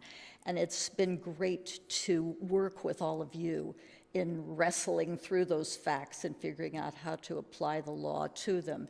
It's been great to see people grow. But Stephanie, it was amazing to see you flower into a commissioner. And, you've always had that wonderful heart and concern for the community, but to see you start, grapple with these things and then just start, and, pretty soon you're just running with it and you're a commissioner. And Alexander, oh my gosh, I was so proud of you recently at a meeting when I said, oh my Lord, he's just gotten so good. The way you were taking the facts and explaining your viewpoint by breaking it down. This was the case where it had to do with the window, and that was your arguments were very impressive. And Rob, I've served with you twice, and I talk about somebody too. All these people are very, very committed to the West Hollywood community. They're big. They devote so much time to the community. Rob not only serves on this commission, he serves gratis at the Sheriff's Department and at the LA County Jail. I mean, I don't know how he has time to do all the things he does. And then our passionate young man here, Josh, I expect to see your name on a ballot not too far in the future. Yeah, you're very impressive. Richard, of course, taught me. I knew nothing, and he took me under his wing when I came in as a commissioner, and directed me in all the right directions, and would listen to me when I had questions, when I was puzzled. So, and of course, parliamentary procedure is his special niche. So he taught me what I learned about that. I still haven't mastered it. There's a little bit of a running wild part of me that sort of wants to take over sometimes when I should be sitting back and listening, like Stephanie. I should be listening more. I once again want to thank John Duran for his kindness and his faith in me to appoint me to this position and to keep reappointing me. And I also want to say thank you to Elizabeth Savage, the director of the Department of Human Services and Rent Stabilization. She is so smart and such a wonderful leader, and she has this marvelous gift for being able to lead you and direct you and change your mind, and all the while make you feel so appreciated. She's such a supportive person. And Peter, I'm so glad that we managed to get you away from Beverly Hills. Maybe you had left them already, I don't know, but I know their loss was our gain. Your patience with us is incredible. And your true desire to work with the commission and try to help them achieve what they want, just even in tonight, trying to figure out what is it they're trying to say, what do they want? Yeah, we've always done it this other way, but, maybe we've reached a time when it needs to be done differently. So I appreciate that so much. Allison Regan, who's not here, I absolutely love her very thoughtful but succinct reports. She, I think, makes it easy for everyone to see where we're going. We don't always end up agreeing with her recommendations, but without her analysis, we would really be slugging through the marsh. Laura, our secretary, without you, we would be running in circles, and you are so organized. You keep everything running smoothly. You give us a great record, and I so appreciate all that you've done for us and how quickly you respond to emails. Wow, that's really impressive. The commission has received so many wonderful presentations by people in the rent stabilization department. I can't begin to name all of them there, and you all know I have a very bad memory for names anyway, but they're too numerous to mention. But I just have to do a shout out to Anwar Zrykat and Chris Husler. I think they are treasures. West Hollywood is so lucky to have them, but West Hollywood is so lucky to have that staff. The staff of the Rent Stabilization Department is just marvelous, hardworking, and just superb. And whoever was in charge of hiring really is owed a debt of gratitude. I would like to also, while we're here, thank the people who put us on camera. Kent Egenberger, the supervisor, and Jesse Lawson, senior video production specialist, and Here's the camera. Robert Sasek, senior video production specialist. Thank you all for making us look good. I'm ready for my close-up. So, Hernan Hernan Molina. and Andy. And who? Andy, you And- won. Andy, and what's Andy's? Yeah, Andy Lovano. Andy, to see, yeah, one of the people who's done so many incredible presentations for us. So I said I wouldn't be able to remember everybody's name and I wouldn't be able to name all the people, but it's just been an incredible journey, and I'm so glad I did it. I learned so much. I just feel so much closer to my community for having done this service, but I'm excited for the young man who's going to take my place, a young attorney, and who's been serving on, business licenses. So he's got a great journey ahead of him. So that is it. Thank you all so much, and now I'm going to be hanging with my grandchildren and not having to tell any of my family members, well, no, I can't do anything because of my meeting Thursday night. My daughter's thrilled. Thank you all. Yeah. Commissioner Harker? Thank you, Gail, for all of your work. I looked up to you when I first arrived on the commission 2 years ago. I wanted to thank Mayor Meister for having appointed me and given me this opportunity. And it really is a privilege, as Gail was saying, to serve the community. You feel as though you have a purpose And I highly recommend people who are interested in whatever topic it is, not just this commission, but I'd like to recommend more of my fellow members of the community to apply for these commissions. You don't have to be a lawyer. They are citizens commissions. I assume it helps to be a lawyer. I always looked to Gail for all the cases she had studied at the footnotes, because I would have been lost looking at those. But many lawyers do participate in the commissions. But I was speaking to Mayor Meister last week, and she said, the lack of people who have applied for various commissions is meager. I mean, it's a small number. It's an easy way to become involved, to feel active, and really, do something to help your fellow citizens. And this has been an experience and an education. I hope I brought some things, but I'm taking many things away more than what I came with. As it's been spoken of before this evening, this staff is unbelievable. And since we have no commissioner or council deputies anymore, you need to go directly to staff members.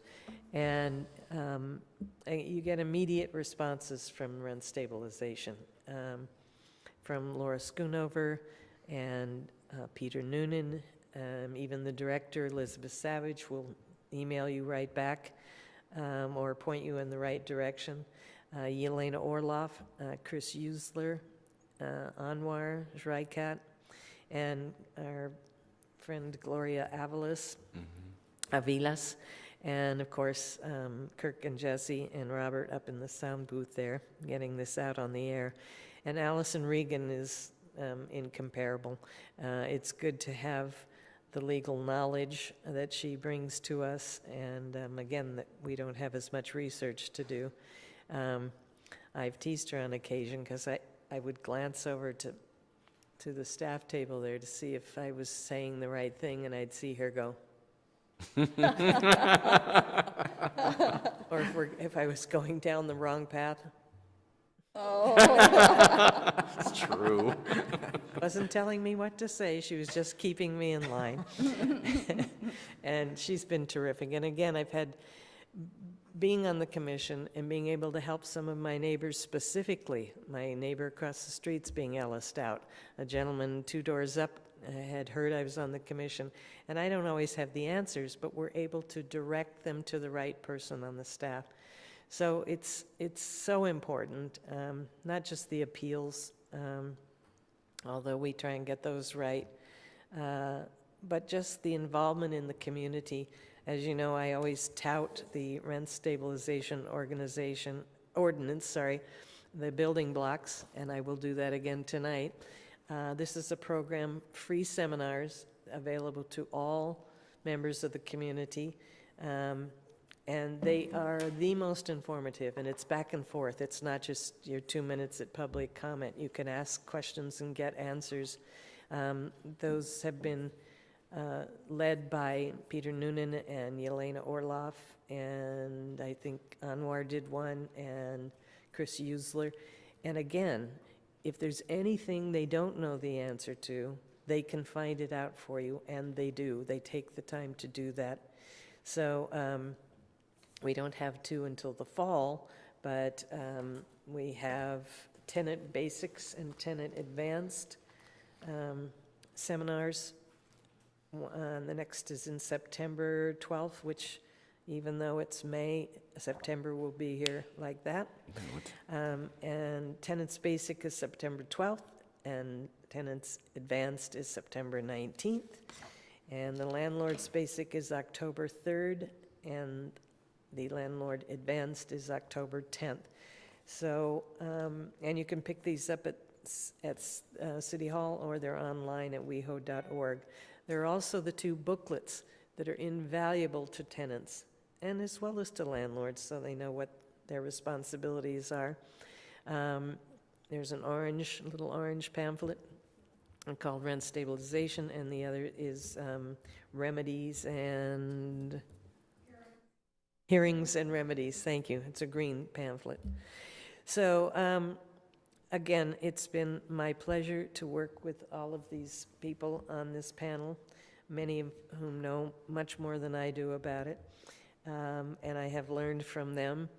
And as I said, I hope I brought something to this that maybe somebody hadn't thought about before, which is also a good reason for a rotation of people, so that it's not just the same thing again and again. I thank Richard, our chair. We have become closer friends. We knew each other before, and Gail was the guiding light and the only woman. We're leaving you guys with an all-boys club, you know. However, Alexander, who started spouting complete Russian one night, it's like, whoa. But, you know, again, it's such a diverse community, and I think this panel has been diverse. So I'll be around, probably on the other side, announcing the building blocks things at the podium. But again, if anyone has any questions, they can certainly reach out to me, and I'm sure the staff won't turn my phone calls down, even though I'm leaving. So I thank Lauren again for the privilege and the honor of being a member of this commission, and I wish you all well. I'm planning on doing some more traveling and didn't want to make the commitment of the 1 or 2 nights a month, and it's time for someone else, except that you know who my replacement is your former fellow commissioner, due to elections and things, was not sitting here, but the very knowledgeable and talented Agassi Topchin will be returning as commissioner. So he will be able to hit the ground running. We have no questions for, we don't have any problems with him, unless he doesn't want to cancel those meetings. So thank you again. I truly appreciate having been a part of this group. All right, I'm sure all the commissioners will want to make some comments now, so let's start with Commissioner Gerfinkel. Thank you, Chair. Well, first and foremost, I would like to congratulate the entire commission on what I believe was a very fruitful conversation. I know it lasted probably a little longer than any of us expected it to, but I think we all came to a place where each one of us has found some level of comfort and we'll be able to best serve the community. So I do want to congratulate everybody on that. I also want to congratulate staff on working with us through this process. I know it's been a much bigger headache than we make it appear and that we believe it to be, but everybody involved, from Manager Noonan to Secretary Schoonover. Was that right? Okay. Secretary Laura. Okay. Schoonover. Okay, I'm trying. And everybody else that's behind the scenes in making not only all of these meetings happen, but making our agendas happen, making sure that we can get all of the speakers here, and making sure that in general we function as a healthy and happy commission. So I do have to thank you guys on that. But more than that, I want to take a moment, and we already did the applause, but I actually want to invite everybody here, and I know it's not a whole lot of people, but I want to invite everybody here to actually give our 2 leaving commissioners a standing round of applause, if that's okay.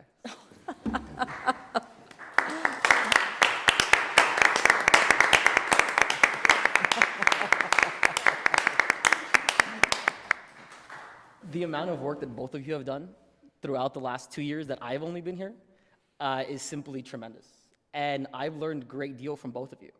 The amount of not even necessarily commission experience, but the amount of general life experience that the 2 of you bring to our commission is invaluable. And losing that is going to change us.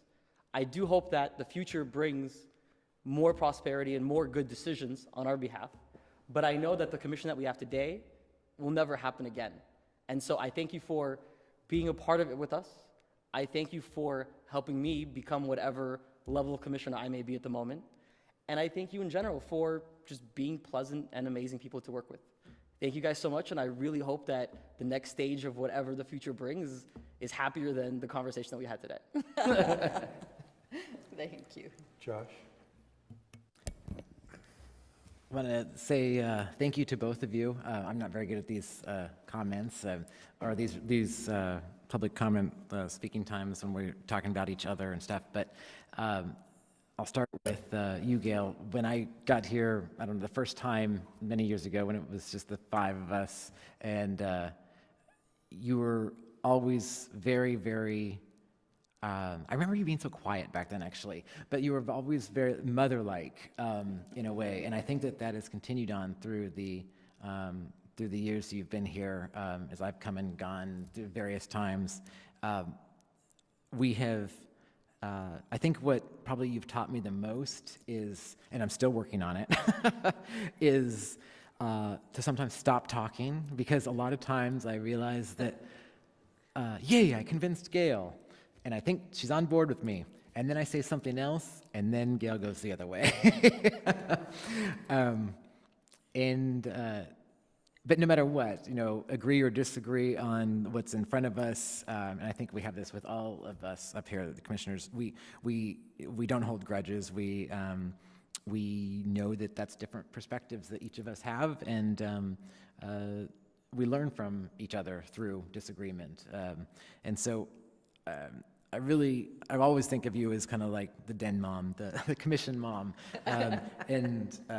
I guess now we're just giving you back to your family. Yes. So happy Mother's Day to them. And I did want to say that there was a time between the two, when I was not on the commission, that I watched a meeting, and I was sitting there, and it was back when there were still just 5 members, and I was watching the meeting at home, and I was following the issue, and I was, it was an intense debate between 4 of the folks up here, and it was going back and forth. I wasn't really sure where I was going on it, sitting at home, playing along, and then you just start flipping through your pages as you do, and you start to say, well, what about these dates? According to these dates, and you had pointed out that the entire discussion that was just happening amongst these other 4 commissioners was all out of context, because half of it didn't even happen until after the fact of the hearing. And so the hearing examiner wouldn't even have known all of this other information. And that's what the debate was. And it was your attention to like those little details and the footnotes that Commissioner Harker spoke of that kind of held us all together and brought us back to what we were supposed to be discussing.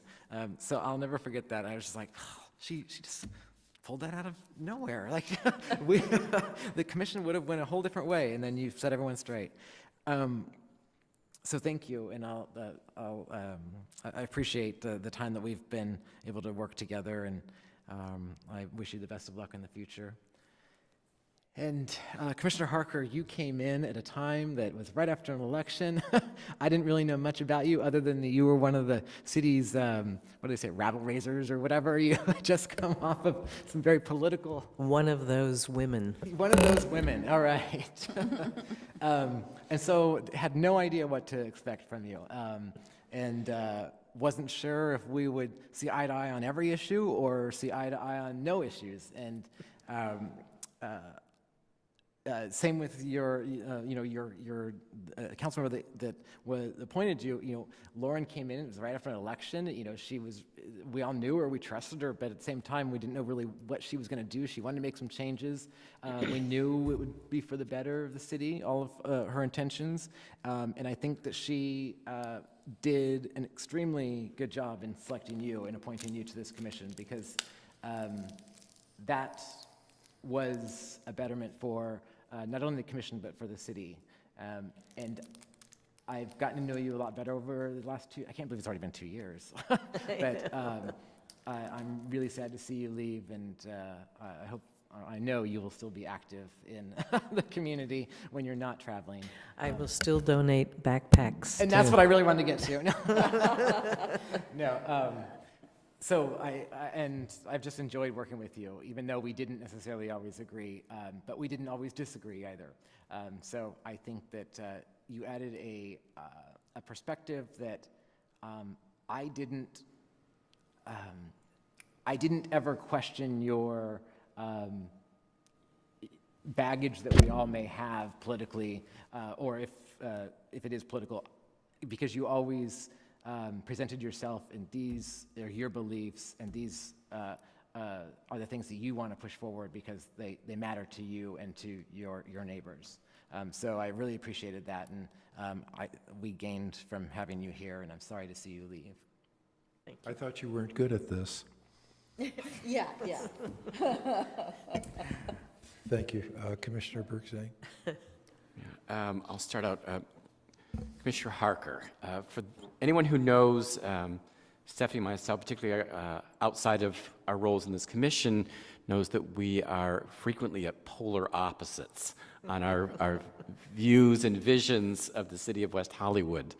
But as far as service on this commission, I think that we bring different viewpoints, and we were able to always come to what we thought was the best decision for the residents, tenants, and landlords of the city. And people may not know that I drove Stephanie back, and I was her ride back and forth to these meetings. We didn't talk about commission stuff, but we always talked about things in the city and our lives and what's going on next. And I'm going to miss having those little conversations going back and forth, but I know this will not be the last that we see of each other. I predict once Plummer Park comes back on the agenda, we'll be seeing a great deal of each other. And Gail, I have been in absolute awe of you. When I was first on this commission, we sat next to each other, and I'm a former paralegal, so I think I'm fairly detail-oriented, but I looked over at your packet, and different colors of highlighter, different colored tabs, and you had researched the cases cited in the footnotes. So especially big shoes to fill with your stepping down commission. I'm glad there's another attorney coming on, but I'm going to miss your finesse of the legalese on this commission. So thank you to both of you. I do have a few business items that I wanted to bring up for future agendas. Can we do that after one last congratulations? And then Sure, if you come back to me, it'd be fine. Excuse me. Tonight I thought of Alfred Lord Tennyson's Ulysses, the last two paragraphs, but I think it's kind of 18th century. And I've used it many times before. So I don't know, I like kind of funny inspirationals, and so for both of you,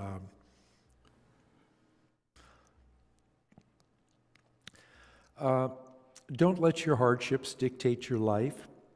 When you get knocked down, get back up on your feet and take another step forward. And think of this: I will work hard, never give up, and think of opportunities.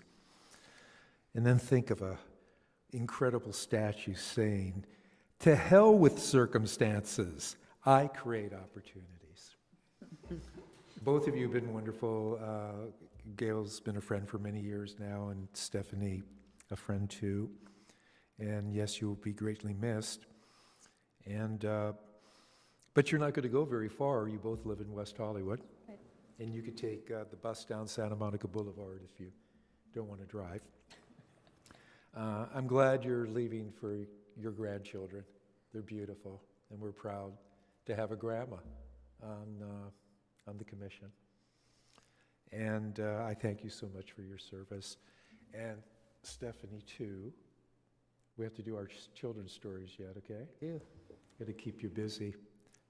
And again, thank you very much for your service to the community. And Alexander always puts it so well about the commitment, and it does take commitment. And both of you have demonstrated that so strongly. So I thank you very much. Now, sir, you may Couple add business your items. topics. We had approved an action item to council, I think back in one of our March meetings, about helping landlords become compliant with re-registration, potential amnesty. And after we passed that action item, legal counsel came back and said part of what we had said was preempted by state law. So I have some ideas on how we can get our thought process to City Council, so I'm making a motion that we re-agendize for further discussion the topic of assisting all property owners bringing their units into compliance re-registration. So I'd like to bring that as a motion. Second. Thank you. Well, We're going to, we can't discuss it tonight because it's not on the agenda, so I'm asking to place it on a future agenda. All right. So this has been asked to be on the agenda, and you've made the motion, and there has been a second. So I will then call for a voice vote. Sorry, no need. No We can need? put it on a future agenda. In fact, this is something that staff's working on, and we're going to be going to council with this very item very soon. So you don't need to take motions on these things. It's just a commissioner indicates that they'd like to schedule it. We're happy to put it on, and we'll work it into our schedule, especially something like this that's part of our work plan. Do you know when staff will be taking that to council? We were looking at doing that probably in June. Would it be before our, June 8th meeting? Do you know? I'm not sure if I would it be on June 5th? I think it might. Yeah, it's really right now, the staff person, the primary on that, and I are working out the date on when that would go. Essentially what we were going to do is because we've been working on this for about 2 years. So we have data. We have, it started out with a process of converting all of our paper files to digital, and then going through all of our digital files and identifying properties that hadn't been registered since 1996. And that was a contract that we brought forward. We shared what we were doing with the council. They approved the contract. We went out, we had the work done.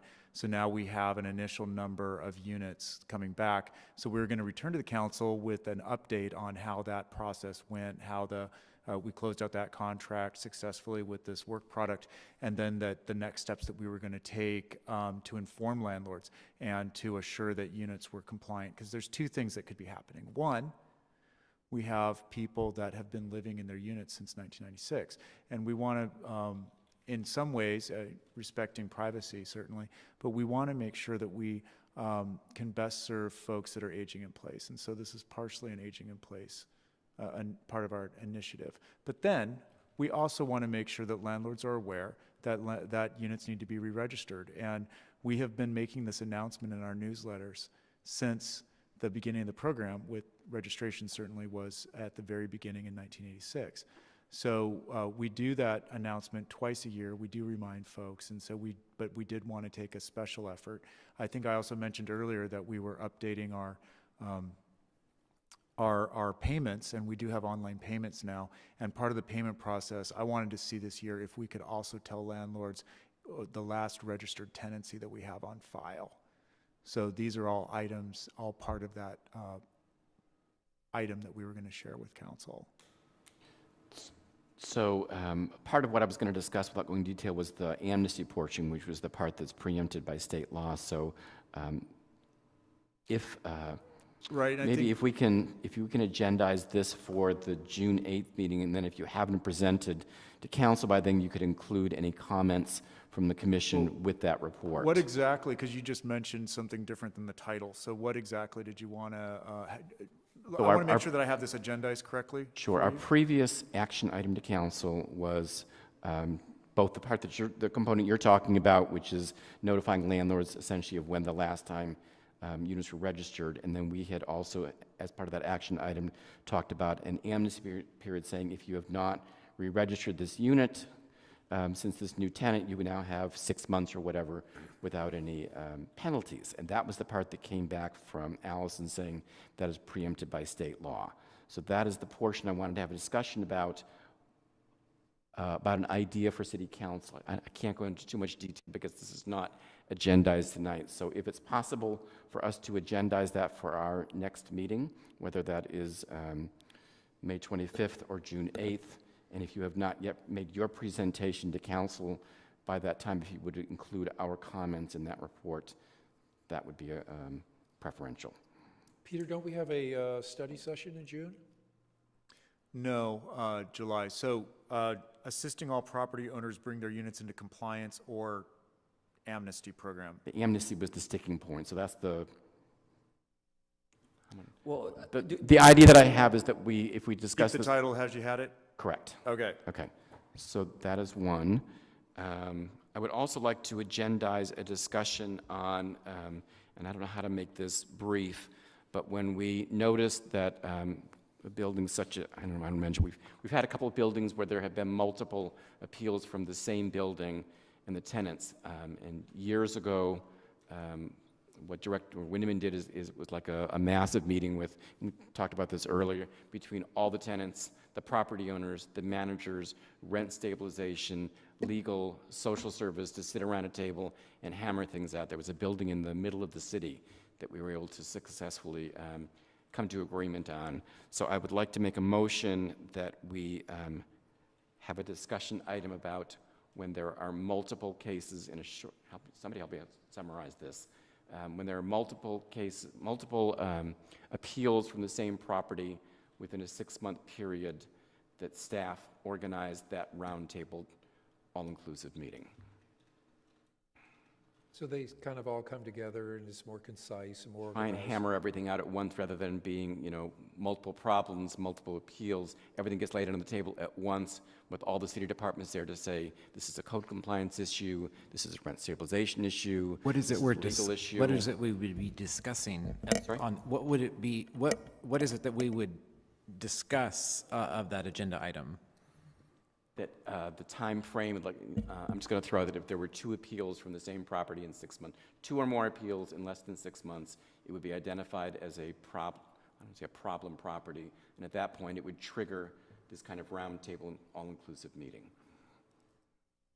So it would be discussing how many appeals from the same property in what time frame would then trigger that So action. we would be discussing making a recommendation to council on creating.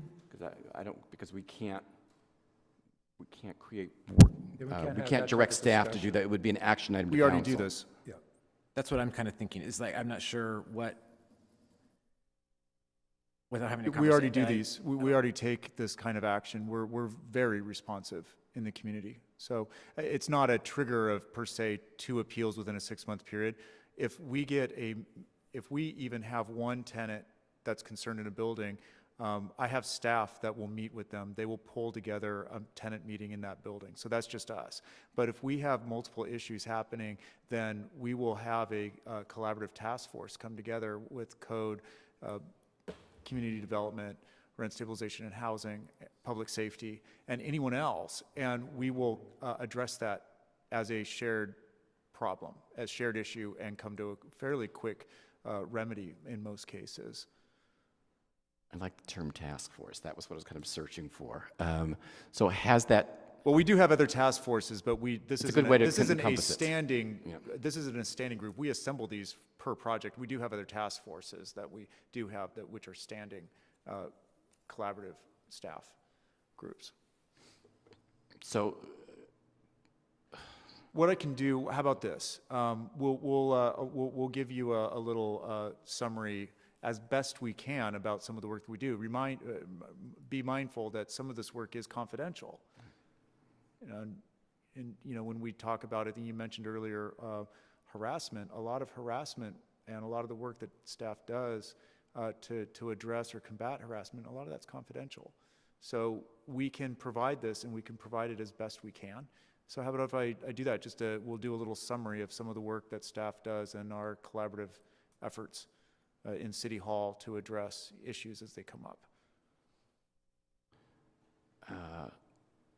Can we put that As on the long- agenda with potential direction from council or from the commission? I don't know what the end. I have not heard of a task force being convened. Of course, I'm not, down at City Hall, where it's actually a sit-down meeting with all the tenants, with all the property owners, with the managers, with all those departments around one table at one time. So I hear that you're reaching out. We but- would do that if we needed to, and we certainly have a mediator that will meet, and we're free and available. And we have multiple people that will meet with tenants, with landlords. We have the mediator that meets with tenants and landlords. And I think in our annual report, we list out that he mediates about approximately 400 cases a year. Because my concern has been when I see the same property appearing before us multiple times to try and make that not happen, try and And find a I have way. to tell you, the property that you're referencing, there's a lot of confidentiality on it. But, and you're right, but community development, public safety, rent stabilization and housing, social services, we're all, code enforcement, we were all involved in So then maybe just a addressing the general issues at the discussion property. on, can we call it, just for lack of a better term, task force for, and I don't want to say problematic properties, but I don't know how else to summarize it. You can make a presentation on how that is handled, and when Yeah, that we would can be kind of, I triggered. think that we can put Give it together without, something. without breaching confidentiality, without speaking specifically about a property, but you can just talk generally about how that's handled with staff and when it would be brought into play. Would that make sense?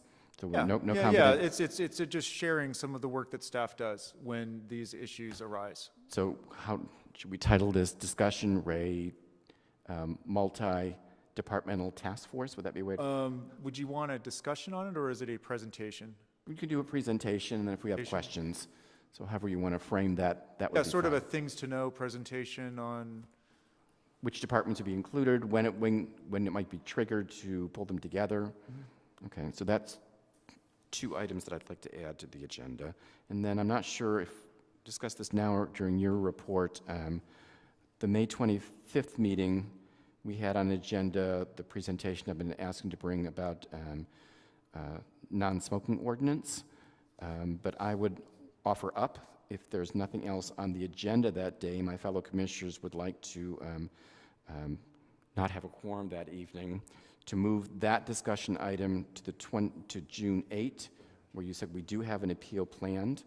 And then if that appeal would be withdrawn, keep in your back pocket the emergency preparedness for apartment dwellers. We would have 2 discussion items if there were no appeal, 1 discussion item if the appeal goes forward. Thank Well, you they for would your need to know in comments. advance. So why So- not just put 2 discussion items? As long- I mean, I'm if they can, I'm if they fine can with that. staff that, I mean, the commission had in the last study session suggested that we only have 1 discussion item when we have an appeal because it makes long meetings. I heard that, but I don't think I heard the commission say it. I mean, I heard that concern. I'm not concerned about staying more than 2 hours, but In general, I also don't have family at home. in general, I'm not particularly concerned with the length of a meeting either, but at the same time, for realistic sake, this conversation that we had lasted an hour and a half about something that is directly outlined in our municipal code. So just take that into consideration. So again, I'll offer up if we want to take the non-smoking off the May 25th meeting and then not have a quorum May 25, place that non-smoking definitely on the June 8th meeting, because I've been lining up outside speakers. I got to let them know what day to show up with an appeal, and then we can either have the emergency preparedness, or if you want to just have 1 item on the agenda, I'm fine with either. I think that when we are requesting these added topics from staff, I think we should give them an opportunity to come back at the very next meeting with the answers. But here so we that- already have one on the agenda for May 25, Well, and that I'm one offering to I withdraw understand that. But, you know, there's a lot of work here that you've thrown out, and it's all important, but I'm not sure the manager really has the answer you want that minute. And there's all these other extenuating circumstances with privacy and things of that nature. And I'm sorry? Privacy the about... first topic that you asked about. And I think we've already we've reached an agreeable conclusion as to how to not breach anyone's confidentiality. All right. That was just my suggestion, that they have an opportunity to come back, definitely, not to ignore it, but definitely to come back so they could be more definitive. So we're 2 different things here. So the 2 items that I asked to be placed on the agenda, we haven't calendared as of tonight. We still have 1 item calendared for May 25th. Which is already on the calendar. Correct. Which is the item that I've been asking to bring forward. I'm offering, since that is there are no appeals scheduled this time, to pull it from the May 25th meeting. move it to the June 8th meeting, if that's agreeable to staff. We have an appeal, and then if you want to make the emergency preparedness for apartment dwellers presentation the same night, great. If not, we could move that to June 22nd. We have one appeal and the annual adjustment.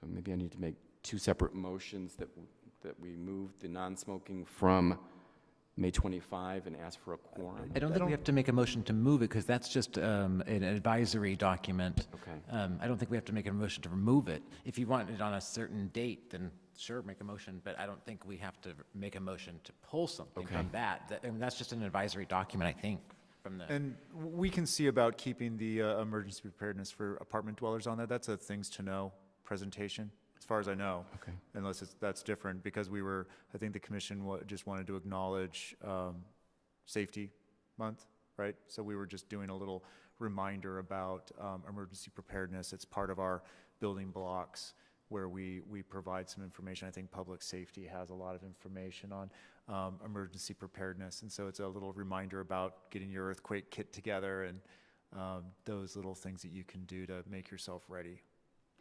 So then I guess I'll make a motion that we agendize for the June 8th meeting the presentation on non-smoking, which would leave us with no agendized items on May 25th. Right, you don't have to do that. We heard you. So it looks like the commission's fine with that. So we'll do the appeal, and then Commissioner Bergstein, we should work out the details with your speakers so that we have the support that they need. And So it sounds like we have no substantive items on the May 25th agenda? unless you want, we would go ahead and just put this item, the first item that Commissioner Bergstein brought up, which is assisting all property owners bring their units into compliance, if you wanted your commission comments to be included with our staff report to the council, which is, I think, part of what the commissioner's request or the ask was. Oh, so that has to happen on the 25th if we want the Yeah. comments. Correct. Yeah, if we were going, we may, I have to check the calendar, that may not allow us to do it because the meeting's tight between June 5th, the finals are due, and that meeting. Okay, so that, I'm not understanding. It is possible. Yeah. It is possible. Yeah. Okay. Because I've already stated that I will not be here on May 25th, and this conversation we had earlier tonight about the scheduling of meetings, also one of the benefits of this new understanding about having the discussion open is that one of the benefits is that throughout the year, as we have various personal commitments like vacations, it's not that important, but it is a vacation, then maybe if it worked in other members, commission members' schedules, that they could also, if they didn't have anything specific that had to be on a certain agenda, could also join in, if they chose, to state that if there are no substantive items on that night, then I probably won't be here as well. I could make other plans, so that way staff had advance notice that there wouldn't be a quorum. But that's up to each individual member, and it sounds like this is a time issue, things that would need to happen on that day if it's going to happen before council. We staff, may actually, at this point, if the commission wanted to look at canceling, we might want to just take just check in to see who's going to be here at the next meeting out of the existing, the commission now. I'm here. So I think Commissioner Sains will not, Commissioner Harker, I could be if necessary, I mean. okay. So then the question becomes is, do we have another opportunity, if not the May 25th meeting? Because I wasn't sure whether or not, Not before that not before the council meeting. It all depends. If the council item's going on the 5th, no. Okay. we wouldn't. And then my follow-up to that would be, if that's the case, do we as a commission have the ability to schedule a commission meeting for not a second or fourth Thursday? Where? Wherever. We can't be It's- here. Hard. We do, but it comes from a It's lot rare, of, rare cases. Okay, so under just emergency type. Yeah. Okay, gotcha. I mean, my personal take on it is that we should give an opinion on this. I think this is very relevant to our commission, personally. Just is what it is. Okay? All right. 25th then? 25th, so we'll, 25th then to go over we'll this? leave the non-smoking on that date also. We have 2 items, or do you want just 1 item on the agenda? Do you have speakers coming? I'm sorry? Do you have speakers coming? I can. Would you prefer that your speakers don't show up on a night where we possibly have a 3-hour discussion? Well, but Well, then they're the only issue given is 2 if they minutes. come on June 8th, we also have an appeal, and the appeal will should. go first. Okay. Then it's your call. Any thoughts? I Oh, won't- you're not I gonna won't be here on the not May gonna be 25th. here, so we can vote for But it. that issue, I think I've told you in the past, I'm open, but if there's any action on it, I probably wouldn't be on your side. Oh, then we're definitely out. Okay. Then I'm going to suggest we have 2 items at the May 25th meeting. Okay. Okay. Anybody opposed? I'm sorry? Anybody opposed? Do we have to come and say goodbye again?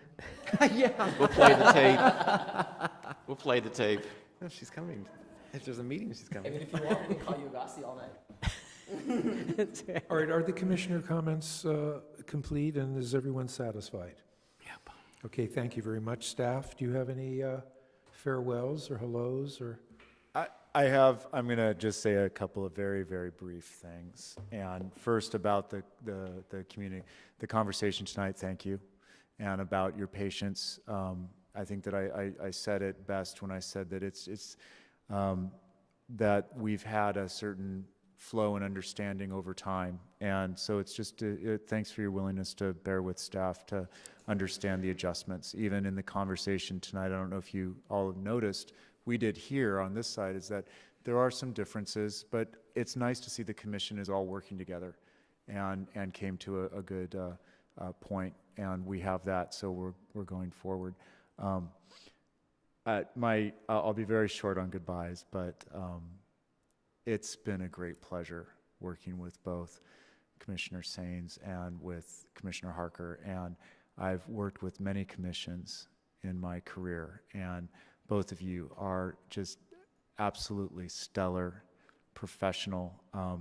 I look up to you. I think that both of you have done a wonderful job, and you're going to be really missed on the commission in many, many ways. So thank you so much for your dedication, for your service to the community, and to upholding the rent stabilization ordinance.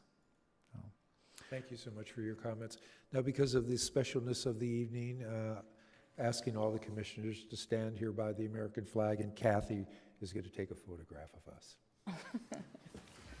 Do it after we adjourn? We're going to, I'm not there yet. All right, so therefore, I will adjourn to our next regularly scheduled meeting, May 25th, 2017. Here we go.